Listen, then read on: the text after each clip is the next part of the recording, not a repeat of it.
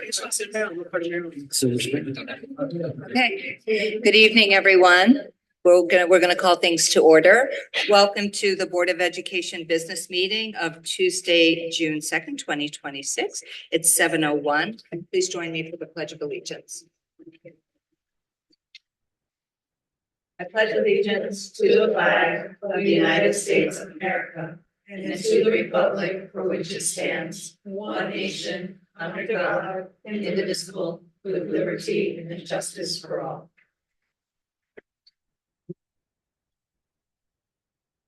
Joining us this evening, we have Board of Education members Marcus Jaime, Diana Carpio, Jasmine Prezi, Mary Ellen Flaherty Ludwig, Board President Howard White, Ashley Goulias, Sherry McCready Pritchett, and Garrett Oliver, and of course, our Superintendent, Dr. Estrella, and myself, Mayor Smith. I'm going to go ahead and turn it over to Mr. White and Ms. Goulias for the spotlight. Okay, we have a few spotlights tonight because we have May and June in all of our spotlights. So our first spotlight is National Asian American, Native Hawaiian, and Pacific Islander Heritage Month 2026. The Norwalk Board of Education is proud to recognize May as National Asian American, Native Hawaiian, and Pacific Islander AANHPI Heritage Month. This month is a time to celebrate the vibrant cultures, diverse histories, and invaluable contributions of the fastest growing racial groups in the United States. Though the population of Asian American, Native Hawaiian, and Pacific Islanders in the Norwalk Public Schools community is relatively small, their presence enriches our school community, and we are proud to honor their heritage, histories, and voices. The observance of AANHPI Heritage Month began as a week-long celebration in the late 1970s and was extended to a full month in 1992 through an act of Congress. In 2021, President Joe Biden formally expanded the celebration to explicitly include Native Hawaiians, recognizing their unique place in the history and cultural fabric of the United States. The month of May holds particular significance.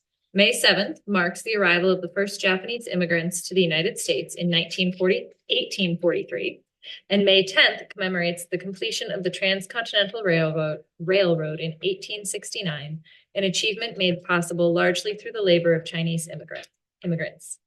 We also take this opportunity to reflect on the complex and often painful history shared between the United States and many Asian nations, particularly as the U.S. and the world commemorate the 80th anniversary of the end of World War II and the 50th anniversary of the end of the Vietnam War. These historic milestones invite us to honor those who served, to remember the lives lost, and to recognize the far-reaching consequences of war. These conflicts not only shaped foreign policy and global relations, but also profoundly impacted Asian American and Pacific Islander communities.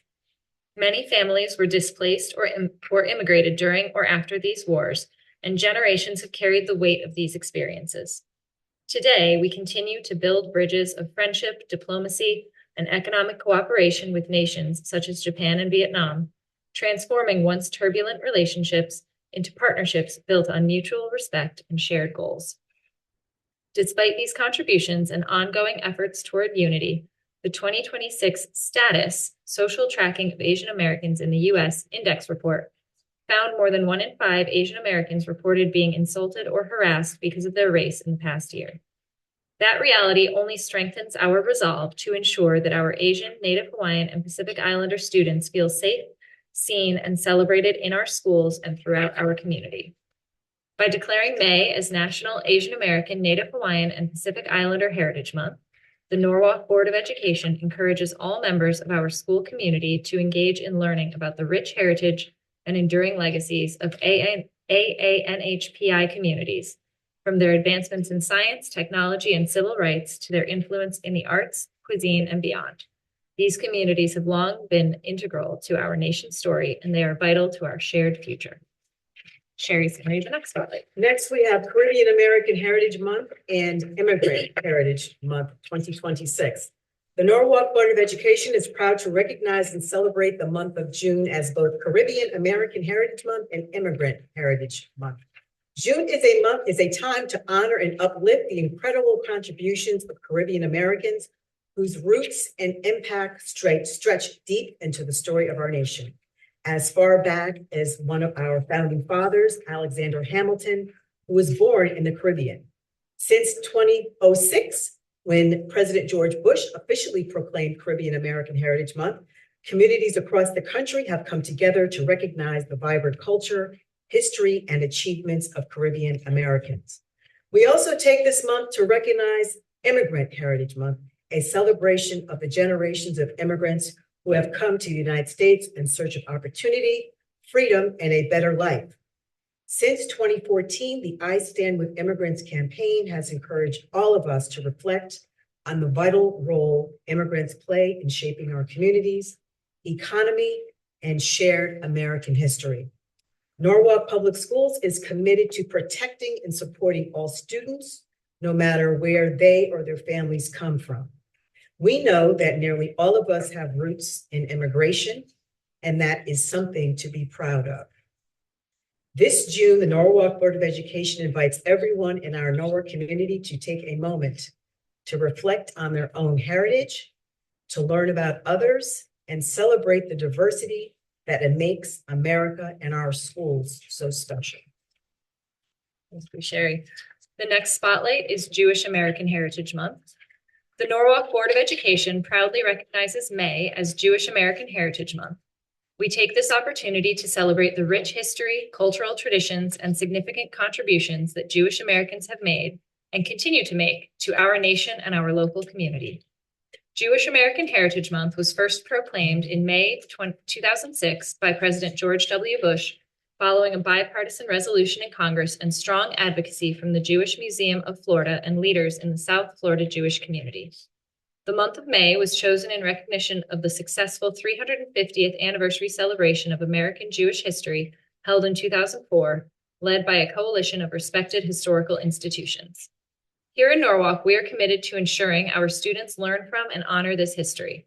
In our 7th grade classrooms, students engage in a 4-part inquiry-based unit titled The Holocaust Inquiry. Is it ever too late to remember? Through this powerful curriculum, students explore critical questions about memory, justice, and human rights.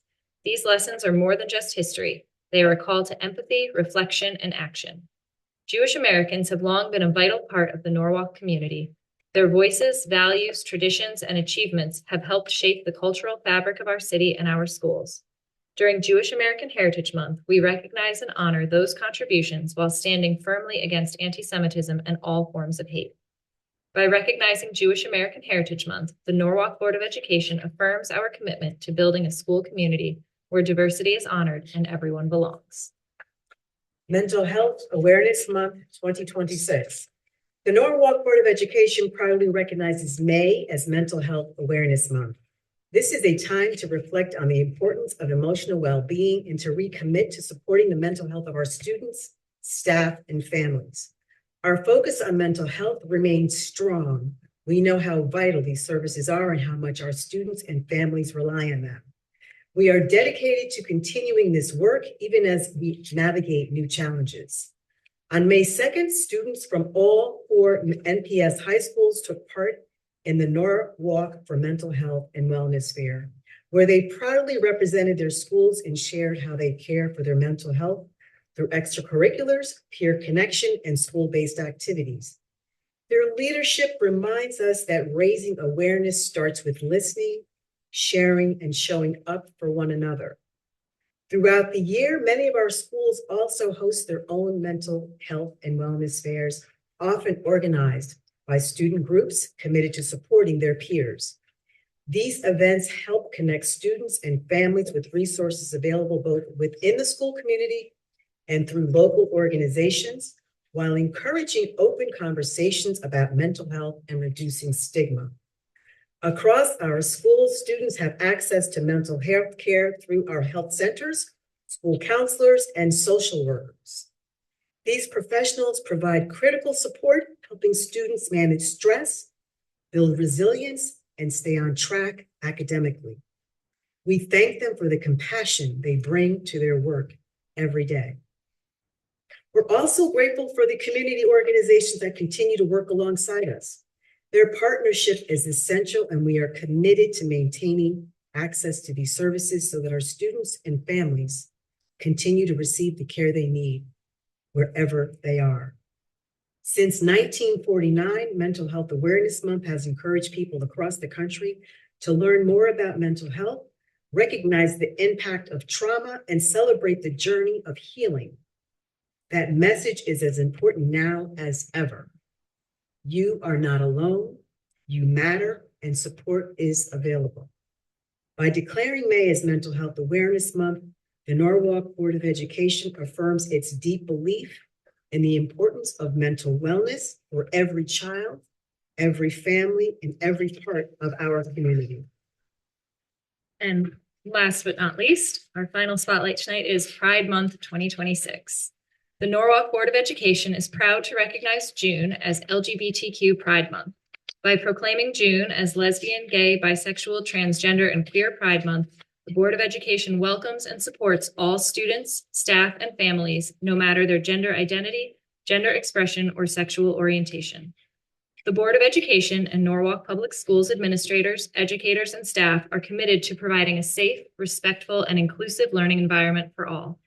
We believe that encouraging greater acceptance and support for all youth, including those who are or are perceived to be LGBTQ, will make communities, schools, and other settings safer, better places for all students. Pride Month is celebrated each year in June to coincide with the events of June 1969, when patrons and supporters of the Stonewall Inn in New York City resisted the persecution to which LGBTQ Americans were commonly subjected. This moment in history is regarded as the beginning of a movement to outlaw discriminatory laws and practices against LGBTQ Americans. Today, LGBTQ Pride Month celebrations include pride parades, picnics, parties, workshops, symposia, and concerts, attracting millions of participants around the world. In NPS classrooms this month and throughout the year, students discuss LGBTQ people and their struggles to achieve equality and justice in all aspects of their lives. They are learning about important LGBTQ people in history and reading literature that features LGBTQ people. Norwalk Public Schools is proud to be participating in the Triangle Community Center's Pride in the Park event for a fourth year in a row. The district will organize an arts and crafts activity for participants to reflect and celebrate their unique selves. And it's not written here, but Pride in the Park is on Saturday, June 13th at Veterans Memorial Park. We hope to see you all there. The Norwalk Board of Education remains steadfast in its commitment to supporting and protecting the rights, well-being, and dignity of LGBTQ students, staff, and families. We will continue to support policies that uphold equity and inclusion, ensure protection from discrimination and harassment, and foster a learning environment where every individual feels safe, valued, and empowered to succeed. By recognizing June as LGBTQ Pride Month, the Board of Education encourages all students, staff, and families to learn more about the challenges that the LGBTQ community have faced throughout history, as well as the LGBTQ Americans who have contributed to and shaped culture, business, government, and other aspects of society. We encourage all to join us in creating a welcoming culture of awareness, acceptance, and inclusion for all. Thank you. That concludes tonight's spotlights. Thank you, Sherry. Thank you, Ashley, for the spotlight. We're going to go on to the public comment. At this time, we have 5 that's in-house, not sure online.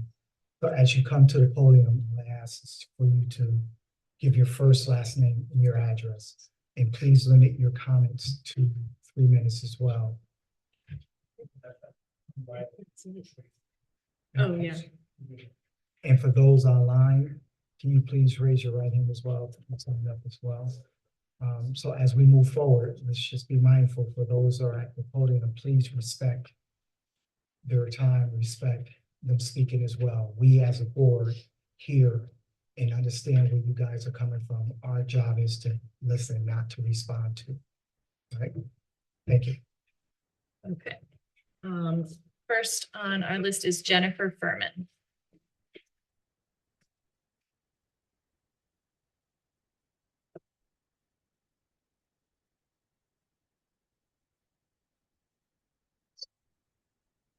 Good evening. Is that I'm not good with microphone, so hope this is the right distance. Hello, my name is Jennifer Furman and I live at 141 Northrop Road, Bethany, Connecticut.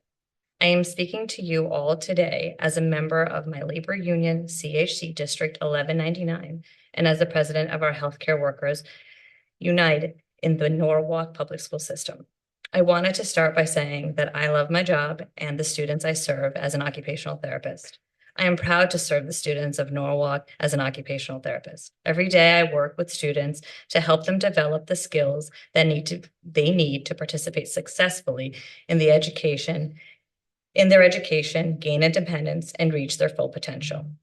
Supporting students, families, and school staff is work that I care deeply about, and that is why I chose this profession. As you know, we are currently engaged in negotiations for our next contract. We appreciate the time and effort that goes into this process, and we recognize that there are many competing priorities facing the district. At the same time, we believe it is important that the voices of the employees who provide those services are heard directly. While negotiations have been underway for several sessions, we have not yet had the opportunity to engage with the board members directly during this process. We would welcome your attendance at the future sessions so that you can hear firsthand about the experiences, concerns, and ideas of the professionals who work with the Norwalk students every day. We are also deeply frustrated with how little you have contended with our proposals. Over a month ago, at the start of this process, we provided you with numerous proposals that we feel would not just better our working conditions, but better serve the students of Norwalk. You have outright rejected the majority of those proposals, offering no significant feedback, counters, or rationale beyond maintaining your managerial discretion. We understand that not every proposal will ultimately be adopted, but we hope for meaningful dialogue about the issues we have raised and the reasoning behind the district's position. The members of our union are deeply committed to the students and families of Norwalk. Many of us have devoted years, and in some cases decades, to serving this community. We remain committed to working collaboratively toward a fair contract that recognizes the providing high quality services to our students. We will not stop fighting for a fair contract. Thank you for your time and consideration. Next is Diana Capuccia.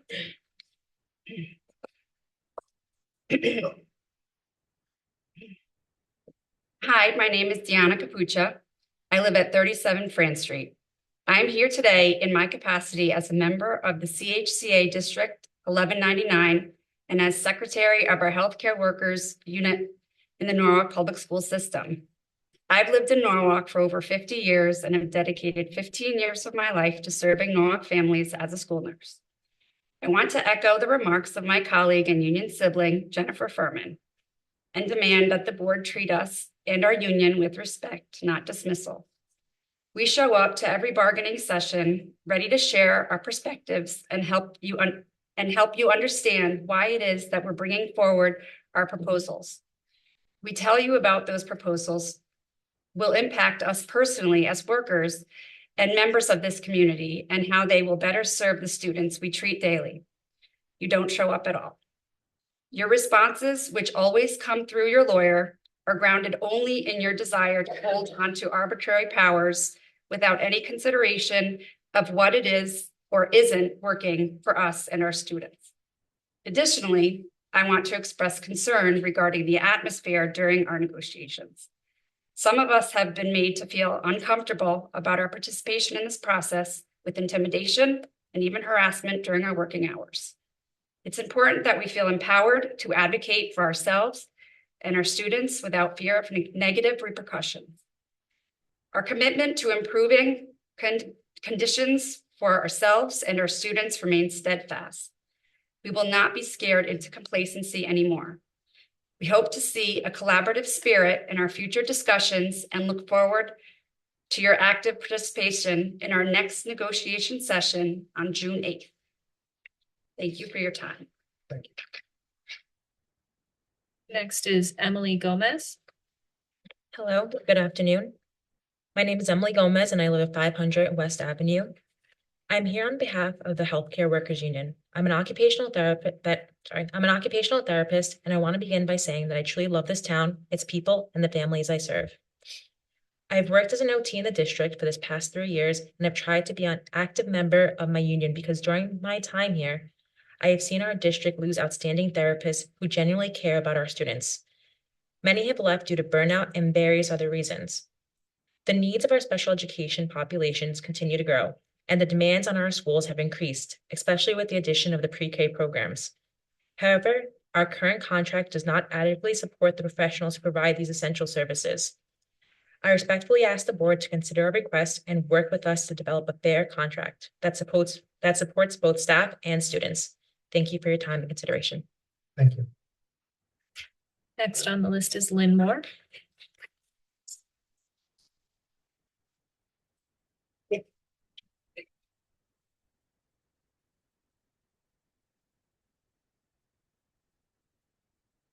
Hello, everyone. I'm Lynn Moore. I reside at 813 Foxborough Drive, Norwalk, Connecticut. I am here tonight to provide some reflections on the district's budget process. Rule number 1, please discontinue the word right sizing. Use the vocabulary that reflects the process, which is downsizing. Some schools, including Norwalk High School, according to the demographics, will lose students. We are scheduled to lose 88 MLL students with an overall reduction of 118 students.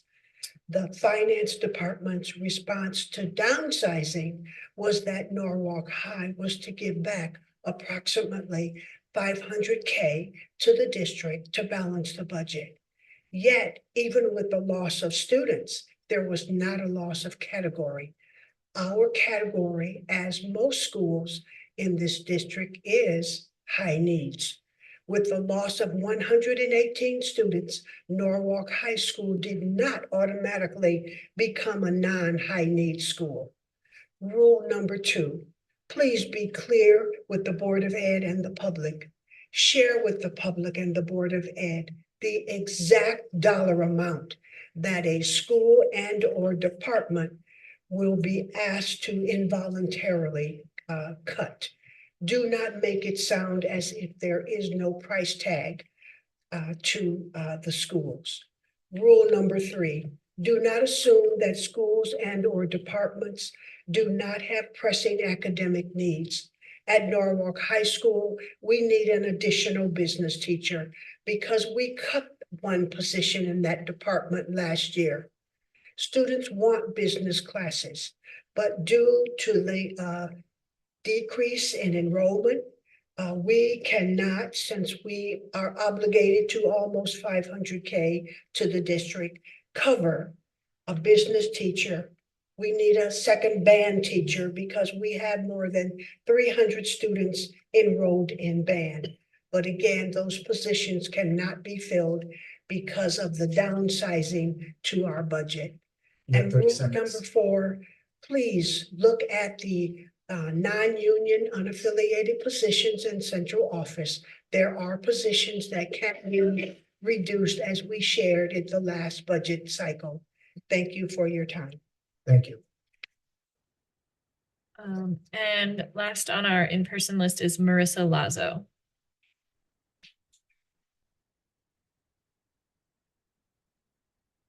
Good evening. My name is Marissa Lazo. I live at 5 Honey Hill Lane.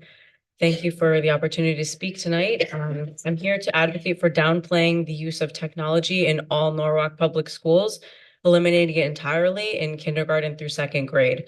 I won't restate the email that I sent you all on May 7th because I trust you've read my thoughts there, but I want to finish telling you the story that I started in the email about my visit in April to one of the elementary schools here in Norwalk where we're considering sending our daughter. At the start of the visit, the principal explained that technology is not used in kindergarten except for state testing. He then took me to a kindergarten classroom, and as we entered the room, saw the kids running around the room with iPads in their hands. We were both surprised as this went directly against what he had just told me, because the students definitely were not practicing for state tests. The teacher explained that there were only 20 minutes left before recess, which was not enough time to start and conclude a new activity, and so they were playing educational games. To me, there was a lot wrong with that picture. If those kids couldn't just go outside for 20 minutes of extra recess, Where are the physical puzzles in the classroom that they can play with? Blocks, actual hands-on interactive toys they can free play with together if they have 20 minutes of free time. I don't think testing should be done on screens in the first place, especially in elementary school, but the excuse, for lack of a better word, for having one-to-one tech in classrooms is clearly not working, and I think you should be aware of it. The physical presence of these devices in the classroom is simply too tempting, both for students and teachers, and can potentially become the easy fallback option, or what teachers know will get the kids to respond to, because we all know how kids react to screens. So even if the protocol is it's only there for state testing, you should know that that's not what's actually happening on the ground. If we zoom out, the problem here, in my opinion, is that kids are being starved of their childhoods because we adults think that being tech savvy is more important. Are there any cumulative positive impacts of this having this amount of technology in schools since around 2010 or so? If so, what have been the costs? We need to think critically about this, because all around the country and the world, adults are now waking up to the largely negative impacts that unrestricted and improperly placed technology is really having on our children. It's not making them more prepared for the job market. It's not improving their test scores at all. In fact, it's the reverse is happening. It's not helping them learn foundational executive functioning, social, emotional development, critical thinking skills, even though they go more to more school than previous generations. So I'm here tonight to advocate for significant changes to our district's technology policies modeled off of those being put into place in the Los Angeles Unified School District for the upcoming fall of 2026 school year, the details of which I outlined in my email on May 7th. I'm urging you all to do what's needed to protect our children's childhood, because once that's gone, it can never be given back. They can always learn how to do a PowerPoint, how to take a test online, any number of things involving technology. Thank you. They're very smart. So thank you for your time.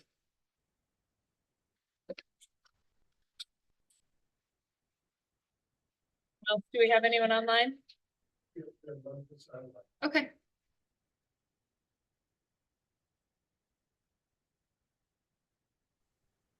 Good evening. This is Mary Jordan speaking on behalf of the Norwalk Federation of Teachers, 9 Mott Avenue. Thank you for the opportunity to speak. The district has requested us to save some of Norwalk Public Schools' money by asking us to change our insurance. There does not appear to have been the same level of review of non-essential spending in the budget, including catered meetings and other food expenses for adults. In February, we filed a Freedom of Information Act request seeking more information about those expenses, as well as copies of NPS contracts with privatized contractors and providers of various private services. So far, the NFT has received nothing that we requested back in February. We have been responded to and told that the information has not yet provided because central office is busy with the budget process.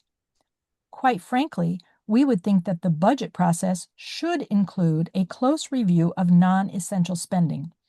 This naturally raises the question of whether other major expenses, including travel and conferences, have also been carefully reviewed. To be clear, we are not against travel. We love professional development and even a decent lunch during the long meeting day. But when difficult financial decisions are being discussed, we believe non-essential spending, such as catered meetings, should come before cutting employee health care. Also, a note about walkthroughs, which are later in the agenda. There is a value in walking through a classroom with a checklist, with a group. You can see the classroom setup, see some of the lesson, the interactions at that moment, and superficial behaviors. You can measure aspects of compliance. You cannot measure the relationships, the growth, the individual circumstances that may be contributing to what you are viewing. Walkthroughs can sometimes be seeing dog and pony shows, and they may focus on the same classrooms time and time again. We urge you to find other data sources as well and to reconsider the wide use of walkthroughs. Thank you for your continued attention to these and other matters. Thank you. That can conclude the public comments. So for those who have the opportunity, thank you for stepping up to the podium and expressing your concerns, your issues. And again, like I indicated, that's something that, we heard where you're coming from, we respect where you're coming from as well. Our job is to listen and respond, not to respond. But again, I just want to take this opportunity to say thank you as well. Now I'd like to move along to the next report, which is the board chair report. At this time, I'd like to take the opportunity to most importantly say to Dr. Estrella, her team, Linda, and the rest of the team, also to the mayor, Robert Smith, also to the board chair, myself, to the Common Council president, Josh Goldstein, and to Ada Abram, to BET, to say thank you. Thank you for the opportunity. Thank you for the push as well. One of the main things I know that, our goal was the 6.5, but unfortunately it didn't pan out the way we expected. However, I just think it's very important that, one of the main things that we need to just be mindful is the work ethic that went into that, and the communication and the togetherness that it takes. So I will once again take this opportunity to say thank you to you guys, and thank for everyone that participated and approved our budget for year 26-27. Thank you. The next thing I just want to talk about is the summer food program. That's a collaboration with the Norwalk Public School will participate in a federal funded summer food program starting July 6th. Children 18 and under will be able to pick up nutritional free meal of charge. These are the locations that those locations will take place at: Cranberry Elementary School, Grace Baptist Church, Kendall College and Career Academy, Fox Run Elementary School, Ponus STEM Academic, Concord Magnet School, Brian McMahon High School, 46 Concord Street, and West Rock Middle School as well. So I just want to take this opportunity to acknowledge that as well and move along to our next item on the agenda, which is the superintendent report. Thank you, Chairperson White. Good evening, everyone. Thank you for joining us today. I have a number of items that I would like to share with the public as well as the board, many of which are celebrations of the work that we've been doing this year. And as June is, today is our last business meeting, it's a great opportunity to kind of highlight some of the great things that are happening across our organization. As many know, our program around My Sister's Keeper and My Brother's Keeper has been going on for a number of years. When I initiated this work, it was with the vision that particularly Black and Brown children that were underrepresented and not well served by our organization had a place where they could have a mentor person that they could go to for additional supports. So I would like to call LaShante and Q forward, who have been instrumental members of the district community that have helped lead this work on the district's behalf. And I would like to also thank Ms. Fayois for leading this work, because this work is under her department. But I thought that there was no better way for the board to hear the success of this program than from LaShante and Q, but most importantly from our scholars that can speak about their experience. So I'll turn it over to you. Good evening, all. Thank you, Dr. Estrella and the board for allowing us this opportunity to speak. Really, tonight's not about us. It's about the young people we have with us. But just to give you some background, this year we focused on mindfulness, both in MSK and MBK, but also the power of words. So the words you hear from these young people will share the lessons they took from the convenings we had and the workshops we conducted with them. Nope, I do not want to add to that. Well said, Ms. James. I think you will enjoy hearing from our scholars and BK and MSK represent. So the first speaker, these students were invited to submit a a proposed speech. And we had a panel of mentors who read them. MSK, I recused myself because actually my daughter submitted a speech and she was selected as the MSK keynote speaker at our end of the year banquet. So for the MSK speech, I would like to present to you Kennedy James.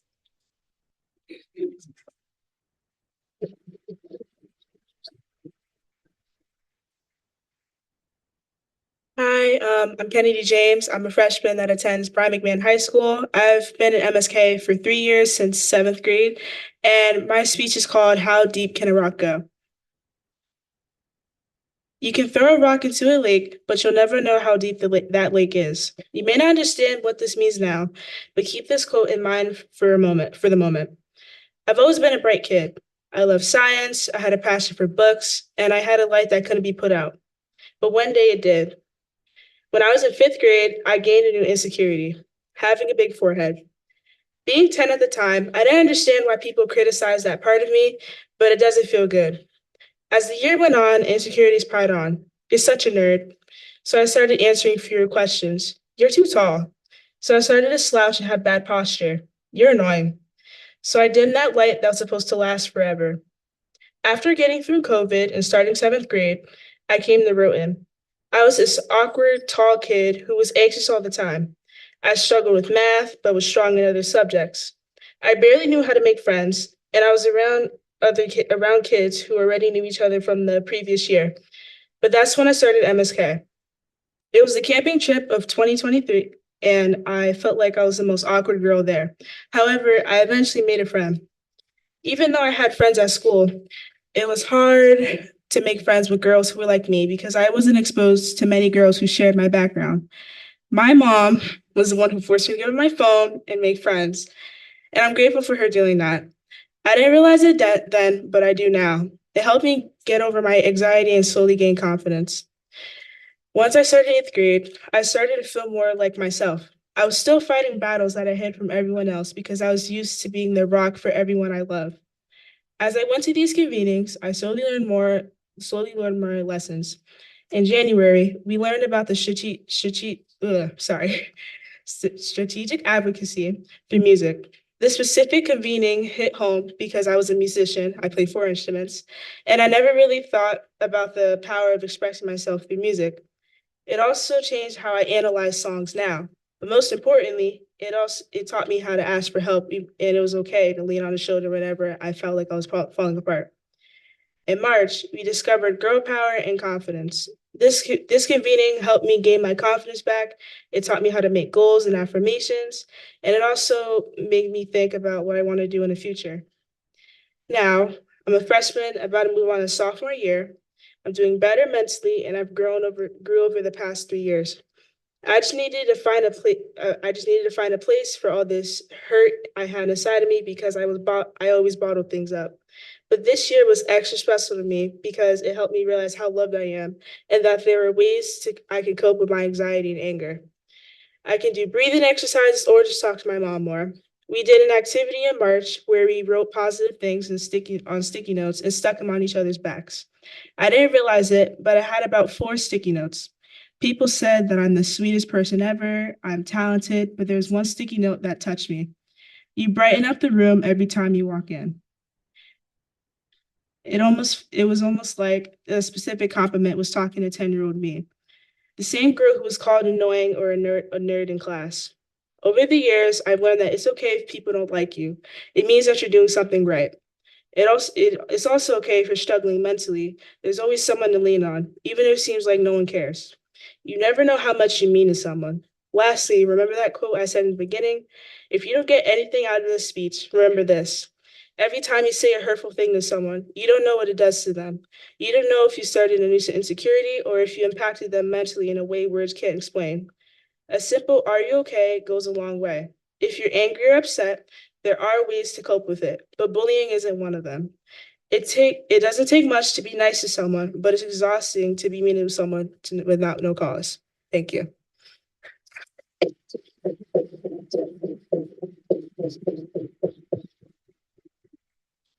So I would like to quickly introduce Norwalk High's 10th grader, Kwaku Ejiman, who has been in MBK since 6th grade. He's what I like to call MBK OG. He's represented this program since day one, and even in 6th grade, we knew he was a star. So, Kwaku, let's get it. Good evening, members of the Board of Education and administrators. My name is Kwaku Adjaman, and I'm a 10th grade student and a proud member of My Brother's Keeper. When people hear about programs like MBK, they often think about meetings, trips, or events. But for me, MBK became something much bigger than that. It became family. I joined MBK in 6th grade, and over the years, it has given me a place where I know I belong, a place where I never have to worry about fitting in, a brotherhood of young men from different schools across our city who still support each other like brothers. Through MBK, I met people who became real friends, even though we went to different schools.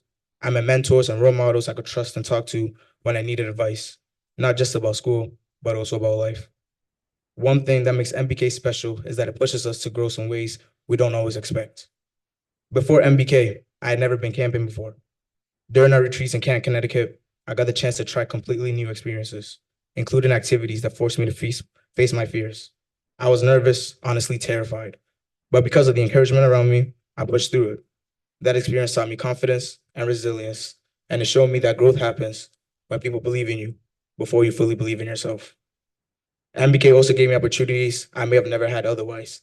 Because of things like soccer, I don't usually get many chances to go on big trips or vacations during the summer, but through MBK, I've been able to go on retreats, visit new places like Boston and Washington, D.C., and create memories that I would honestly never forget. But MBK is not only about trips or events, it's about the growth, support, and immense development. At every meeting, we start off with mindfulness and breathing exercises. At first, I thought it was just something we did during meetings, but over time, I realized I was using those same techniques in life when school started getting overwhelming and stress started to build up, and even before my own soccer games. MBK also became another reason for me to keep my grades up and continue pushing myself academically, even during difficult moments. Having mentors and people who believed in me made me want to work harder and represent MBK in the right way. I remember Mr. Q, our leader, encouraging me to take my AP exam. I doubted myself. Sometimes all a student really needs is somebody who reminds them that they are capable of more than they think. And beyond academics, MBK helped me connect deeply with Black history, culture, and identity. It gave me the opportunity to learn more about important figures, movements, and events that shaped our history, from the civil rights movement and sacrifices of leaders like Dr. Martin Luther King Jr. and Malcolm X. It also led to conversations about Black excellence, leadership, and perseverance today. It made me more educated, more aware, more proud of who I am and where I come from. So today, standing here in front of all of you, I don't just represent myself. I represent a program that changes lives for students all here in Norwalk. MBK gave me mentors, it gave me confidence, it gave me experiences, and it gave me guidance. But most importantly, it gave me a family that I know I can lean on. And I know there are many young men like me whose lives can be changed from programs like this. Thank you.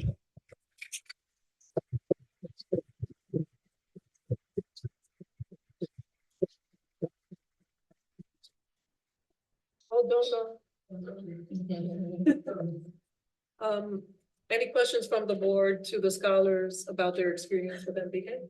Actually, if I could say something, first I want to say I'm very impressed with both of you, and obviously very impressed with the program itself. You mentioned that you play 4 different instruments, so I have a question for you. What are the 4 instruments that you play, and which one best represents who you are? The 4 instruments I play, I first started with the flute in 5th grade, then I moved on to tenor sax in 8th grade.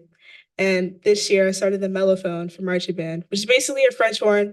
I always have to explain it, but it's a French horn for marching band. And then I started the piccolo this year too. And I feel like the best one. Not the best one, but the one that best represents who you are. Okay. Wow. I want to say like the top. Well, can I pick 2? You can pick 2. Okay. I feel like the flute and tenor sax really describe me because you know the flute is known as a delicate instrument, but the tenor sax is kind of a little sassy in a way. Because ask my mom, I roll my eyes all the time, but I feel like those two kind of contrast me. So yeah, Thank you. thank you.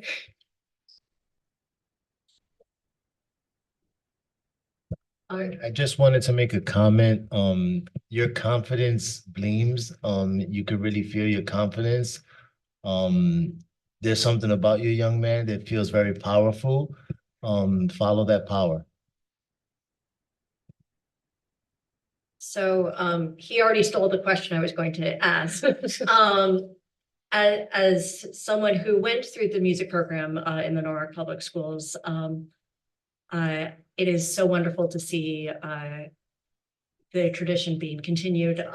And I have to say, I am looking forward to your, I know the piccolo is your newest, but I'm looking forward to your rendition of Stars and Stripes, because I know you will absolutely kill it. First of all, I think it starts with the two leaders. Yeah, I think you guys had what you guys had implemented in the structure and the values that you instill in the students. I just think, I can't explain how important that is, you know, to change our students. You know, there are students that are struggling throughout this world, but our students here in Norwalk that are struggling personally to be able to participate and be involved in a program of this magnitude truly speak merits. And I know what you two students, you know, spoke on today, there's others, you know, but the fact that you have the opportunity to come here right now and express your experience, and the sky's the limit. But to the two leaders for the program, I commend you. I truly commend you. And I say thank you. Thank you. Thank you. And it's a village, right? Because the two leaders work alongside mentors across the district that volunteer their time to support our scholars. And I know they're not here tonight, but I think it's really important to highlight the village that's behind this program, of the number of people that volunteer their time because they really believe in this work, as well as the leaders that are supporting it, and the work that it takes to make this possible. There's also an investment, right, that the board has made in this program. And I just thought it was important for the board to see the value of this work, because a lot of things change when leadership changes. And I think this work is really important. And I hope that as I depart to new things, that this legacy of what we've created, as many might not know, but My Brother's Keeper started under the Obama administration as a way to elevate Black and brown boys.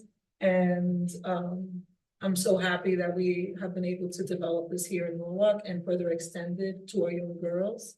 And I hope that this is a program that, like our music program, becomes a legacy in our community. And I want to thank the both of you for your leadership. Thank our scholars for being here. And I wouldn't say the sky, because I think there are many things beyond the sky as what you are able to do. So you are limitless, and keep up the amazing work. Thank you for being here this evening with us. Thank you.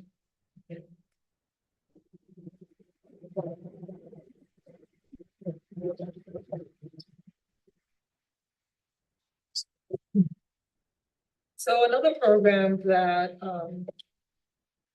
highlights our scholars is the Superintendent Student Council. We established this program. I've been working a lot alongside Mr. Pennington, as well as other members of my cabinet, in bringing scholars across the district. I mean, many apply, and I've never rejected one. At one point, we had some really large cohorts of students because I felt that all students should be able to have the experience.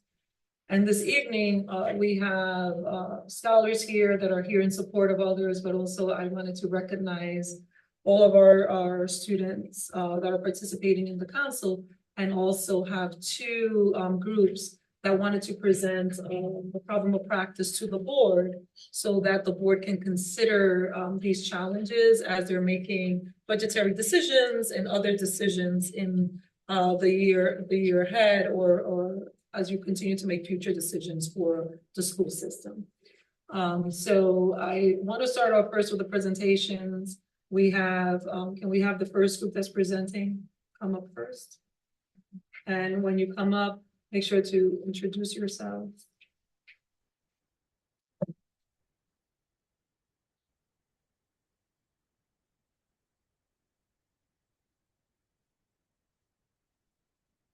Hello, everyone. My name is Loida Hoxa, and I'm a junior at P-Tech Norwalk High School. So today I'm going to be talking a little bit about this mental health program that I created in the Superintendent Student Leadership Council. And before I continue going into that little detail, I actually have a little video to show you guys before we start.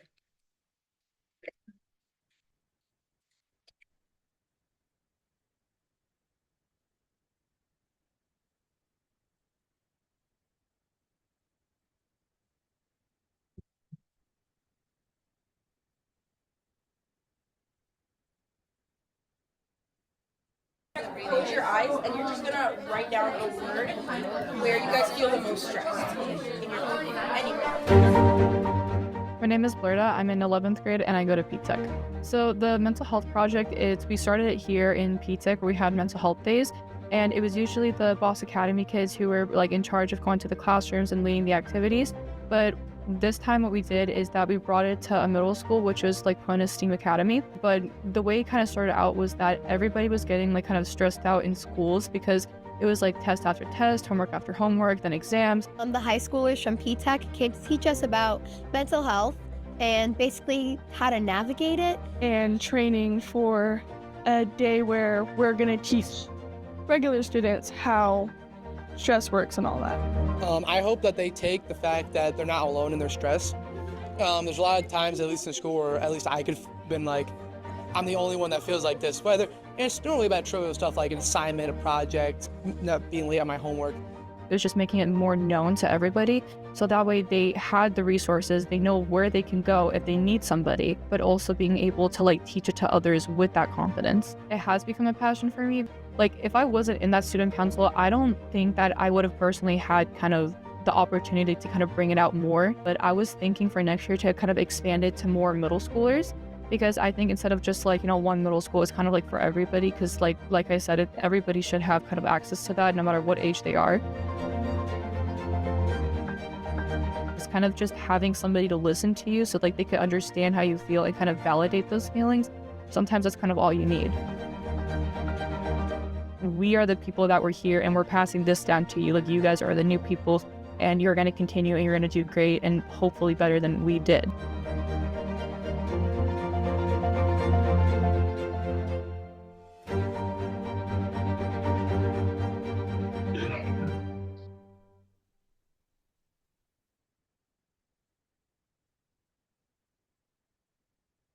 Just not the size for me.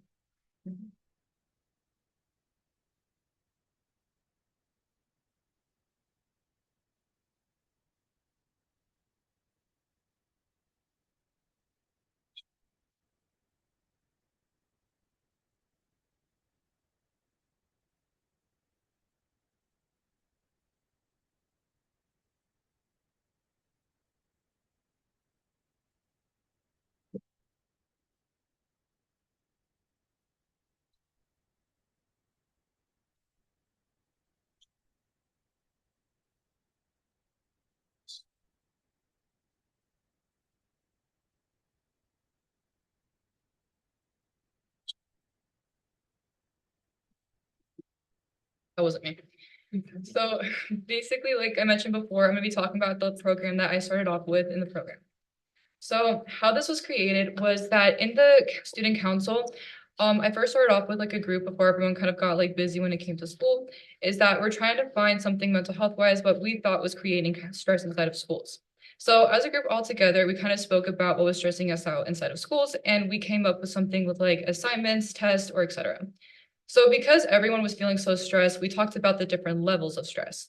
With that different levels of stress, there was times where sometimes it was, for example, finals or you have exams where the stress was even higher than usual. And because of that, we wanted to create something where it was like more easier for everyone. So that way they had time to decompress and compartmentalize whenever they had to go do something extra like stressful. So why this was created was first to normalize conversation around stress and mental health. There's a lot of students who get very stressed out, but they never really have a chance to talk about it because they never think that anyone else feels the same as they do. With this program, it kind of lets students to speak about the stress moments, like for example, in school again, and for them to see that they're not alone and that there's other people that could be younger than them or even older than them, possibly even their friends, that also feel the same way. The second one is to build student leadership and confidence. So with this, for students to be able to speak out for themselves, to advocate for themselves, sometimes they need that push. And for this program, it gives them that push. So that way, not only can they speak about what problems that they're going through, but also to find solutions so that when other students feel the same, they also have that support for them. And the third one is basically just to make mental health conversations feel more comfortable because again, like a lot of people don't like to mention it because they don't think anyone else feels the same. This way, people can not only just mention it, they can continue to solve it. So what we did with PONUS is first we had the PTech students act as mentors and supervisors. So the PONUS students, they went through the actual program themselves. So we had a training day with them where we taught them the program. So they went in it as students at first. After they went through the program, then they tried and they learned themselves on how to teach it back to their own peers. So it was peer-to-peer teaching and they were acting as teachers. So for them, PTech, they were there and they had to learn a little bit of how to communicate with these students because PONUS students at the time, since they're middle schoolers, we had their National Junior Honor Society kids and their STEAM ambassadors to be those teachers. But because they're more used to kind of just helping around the school instead of just actively participating in teaching, we had to teach the PTech students, for example, Boss Academy and Honor Society kids, how to communicate with them because a lot of these kids were very nervous. So we had to teach them how to use proper communication and also to focus on leadership, not for these kids to be therapists. So the PONUS students, what they did is that, again, after they went through the program, they taught their own classrooms. So they had around 2 to 3 ambassadors and honor society kids inside the classrooms, and they taught these kids through little activities. So for example, one of the activities that we did was welcome and stress check-in. So basically what students would do is that they would come in and then they would ask you raise your hand questions. So it was kind of like, how stressed are you feeling today? You could put up a number with your hand. Are you feeling stressed today? Why are you feeling stressed today? And then it would lead into discussions. With that, it's just to show students that it's not just them feeling stressed or why they're feeling stressed. Everyone has the same reasons, and sometimes you can connect with others because of that. Another one that we did was stress brainstorm activity. So basically what the students did was find common stressors inside of their lives.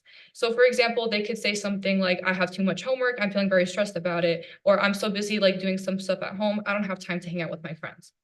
Then there are these categories that we separated them into: school, social, and personal.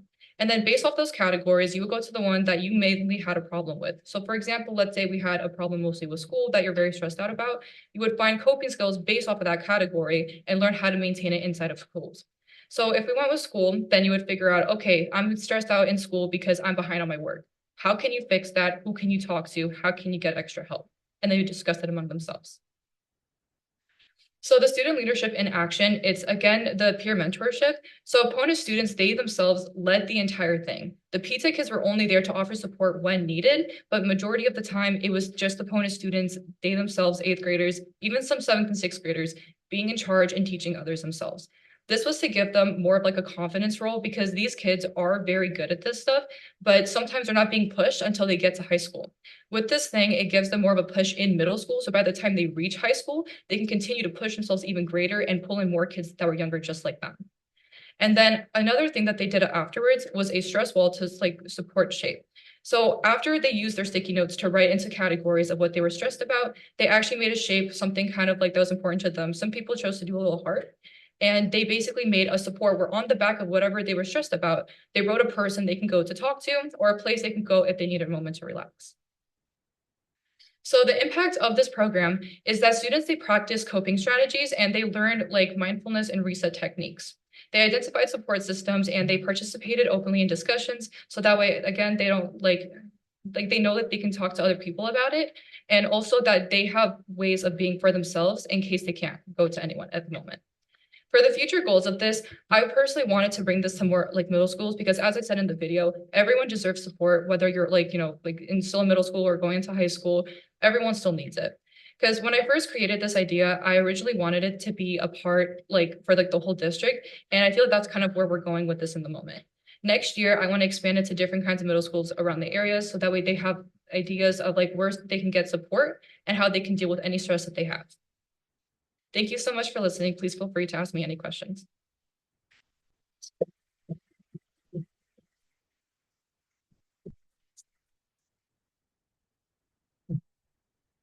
Wow. The fact that you put this together, and not only that you put it together, you're looking out for your peers, you know, and how to better support the student base is amazing.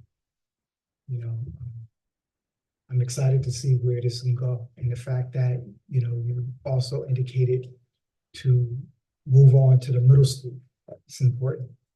That's important because that starts as well, you know, so to prepare them and get them set and have that support mechanism is very important. So once again, I want to just commend you and say thank you. You know, the work that you put into it, and those are behind you as well. Thank you. Thank Truly you. appreciate that. Thank you. Certainly very impressive to listen to the structure of it.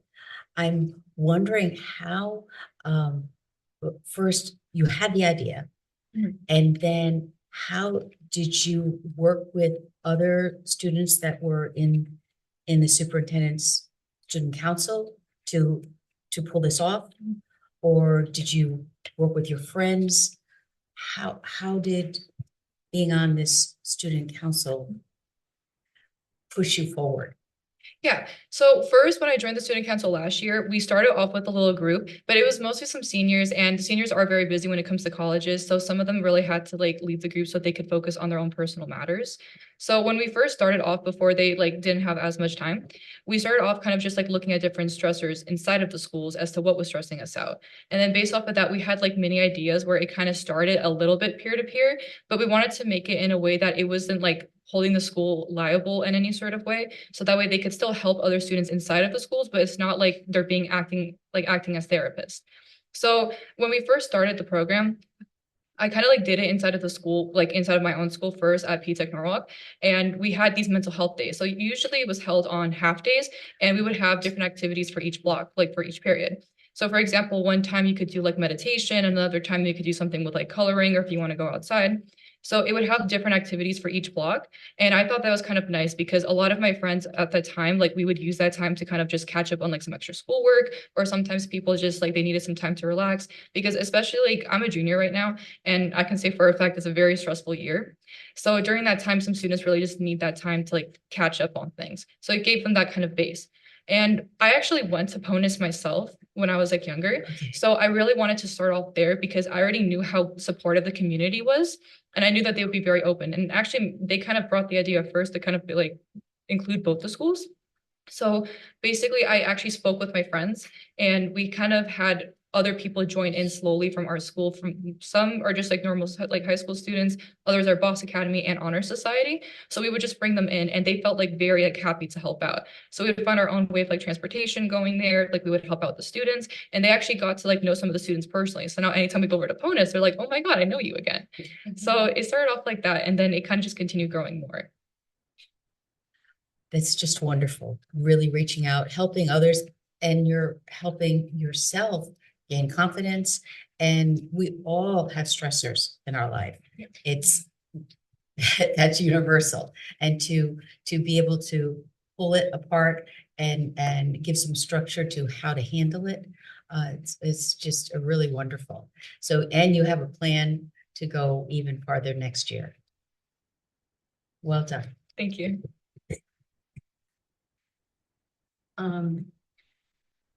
As someone who basically had to drag herself over the finish line her senior year,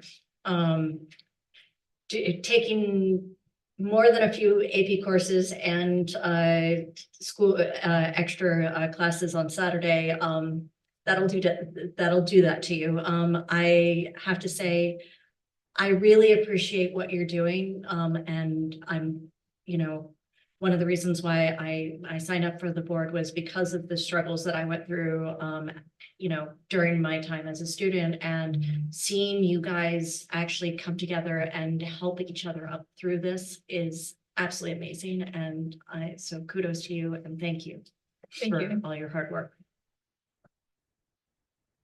One quick question, Dr. Sale. How many other presenters are there? This evening we have two presenters. Well, two groups. Two groups. Okay. First, one of my daughters goes to PONUS, Really? and I already knew about this. And I will say that the kids talk. Yeah. And they really enjoyed it. It's good. So kudos to you. The other thing is you set the bar really high. Good luck. They're all outstanding. Thank you. I just wanted to add such an amazing presentation you have, but also your leadership is amazing. You have such great qualities as far as and skills that you have shown. It's evident in your program, but also what you are showing here, your collaboration, your resourcefulness, your planning and trying different things. And if this plan isn't as productive, then pivoting. Yeah. Those are all amazing qualities that will just continue to make you even more successful in your idea of like helping others, as my peers have said, just like lending a helping hand. And I also, Garrett kind of touched on what I was going to ask you, but have you been able to receive any feedback from any of the middle schoolers? Yes, so we're still trying to like send out some forms, but we have like just spoken to them like personally. And at first, like for example, like this is like during like the program, they were very nervous to present, which is like it's normal because like they're like kind of like young. You have to like give them like that little push. But for them, when they started like presenting, like this one classroom I went into, these two girls, they were doing amazing. There were like these two kids in the back, they were trying to like joke around. She went back to the teacher and she told them, split them apart. So she moved them around, and then afterwards, like she was very confident in teaching the room. But they spoke with the kids afterwards, and they're like, no, like it was actually kind of fun. Like we had some time to relax, and everybody got to like relax for a little bit because they worked on a 2-hour delayed schedule.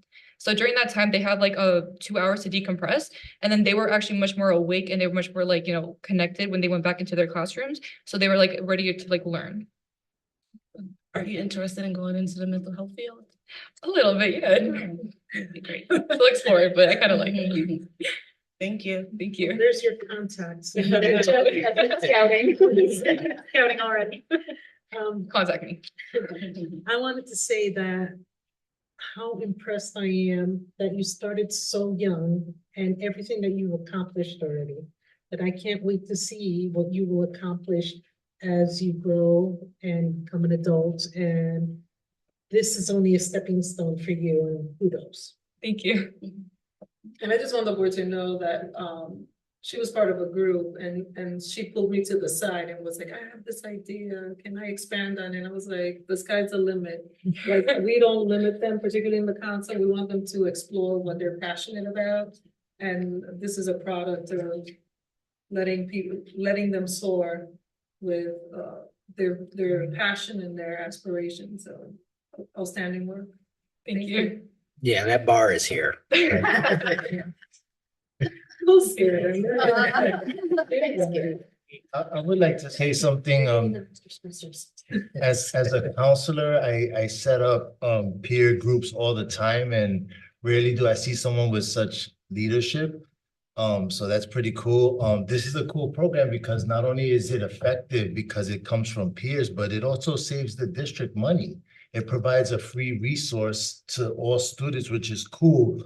I just want to ask a quick question because I'm sure as you create these comfortable, safe spaces, things probably come out. Yes.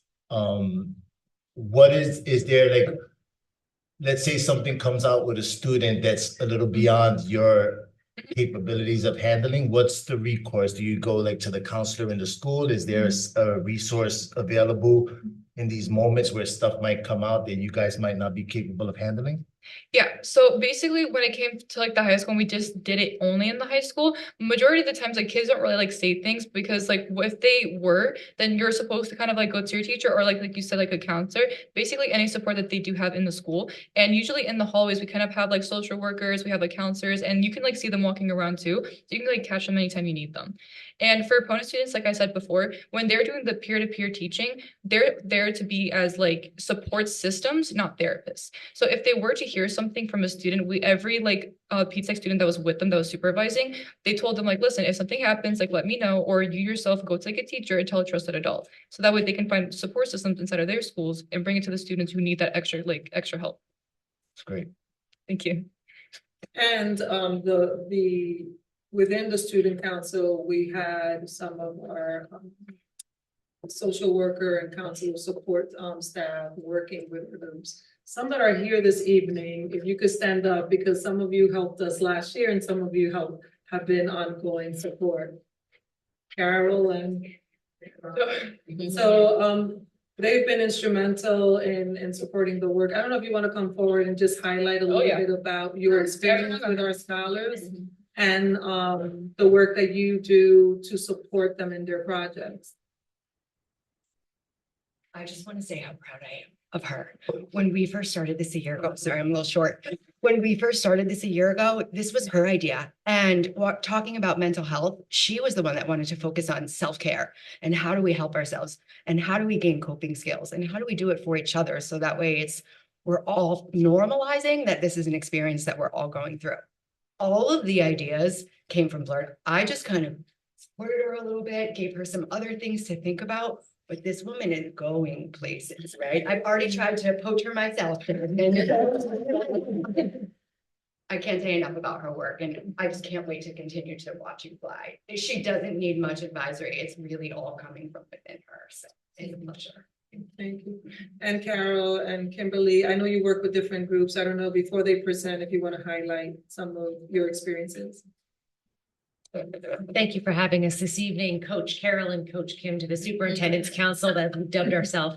The students are amazing. And as you'll see, our group is going to go as well. And the growth that they've had over the year in the work, and they drive the work. The work comes from them. It is their ideas. It's their work. Just to watch them fly and grow is absolutely a joy for us. So we're happy to hear. We're happy to be here just to help them along the way and along the journey. Yeah, it's been an incredible experience. I think I've learned so much from them in that process of kind of where they see kind of the needs are, where the gaps are, and really problem solving together. So each group does an action research project. So they're identifying where they see a gap, bringing in data, and then thinking about like, how do we then solve that? So I'm really excited for the college and career group to get to share a little bit about what they're identifying. And you'll see some similar trends of thinking about this group blew me away, in particular of thinking about like the 8th graders, right? And thinking about like the word legacy often comes up in the Student Leadership Council of like, how do we support those that are coming up in this system and how are we paving the way forward, not only for our peers, but those coming up. So I'm really excited to pass it over to them. And now we can turn it over to the next group. Thank you.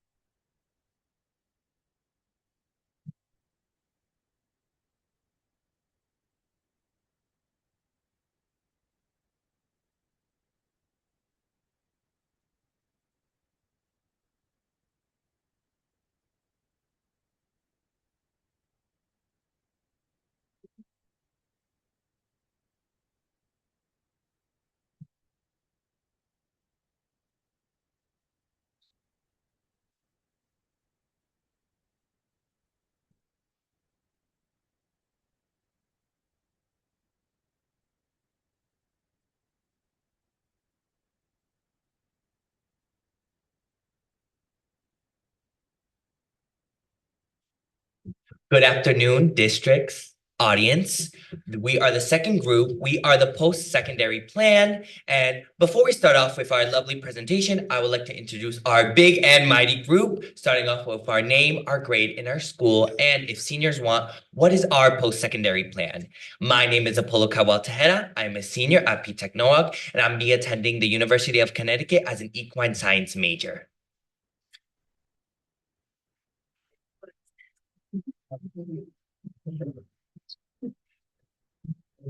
My name is Arthur Stanislaw. I am a senior at Brian McMahon High School, and I'm going to UConn Stanford for business data analytics. Good evening. My name is Mateo Valiant. I am a junior at Brian McMahon High School, and I don't have a post-secondary plan yet. Good evening. I am David Smith, and I am also a junior at Brian McMahon. Hi, my name is Maya Narandula, and I'm a junior at the Center for Global Studies. Good evening, I'm Maria del Mar Duquevilla. I'm a senior at Norwalk High, and I'm gonna go to Southern Connecticut and study journalism. Hi, my name is Yumeri Guevara. I'm a senior at Norwalk High School. I'm going to UConn as a political science major. Hi, everyone. I'm Super Tuz Guevara. I'm a junior at the Center for Global Studies. Hi, my name is Gia, and I'm a junior at Brian McMahon High School.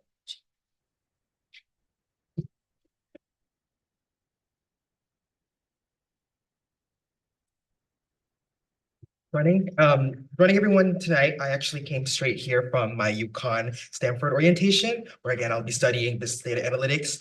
And being there today actually reminded me just how important post-secondary planning is.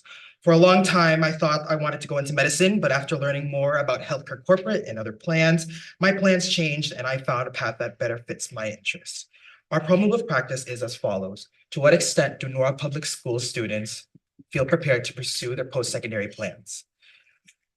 As students ourselves, we understand how important post-secondary planning is, especially as students begin thinking about life after high school. Our district already offers valuable resources such as career centers and school counselors. And with this project, we wanted to explore how prepared students feel for their futures and how we can continue strengthening college and career readiness opportunities. To do this, we conducted a study of students in grades 8 through 12 to better understand their perspectives, confidence, and needs regarding post-secondary planning. Student feedback helps identify gaps in awareness, accessibility, and support, allowing us to better understand what is working and where improvements can be made.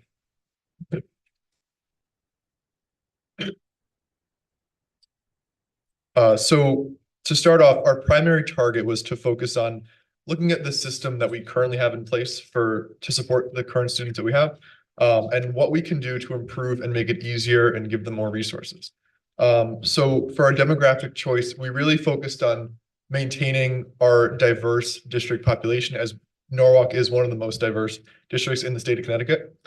And we wanted to make sure that it followed the trends that were fit with each of these demographics and was a broad and equitable representation of the students in the district.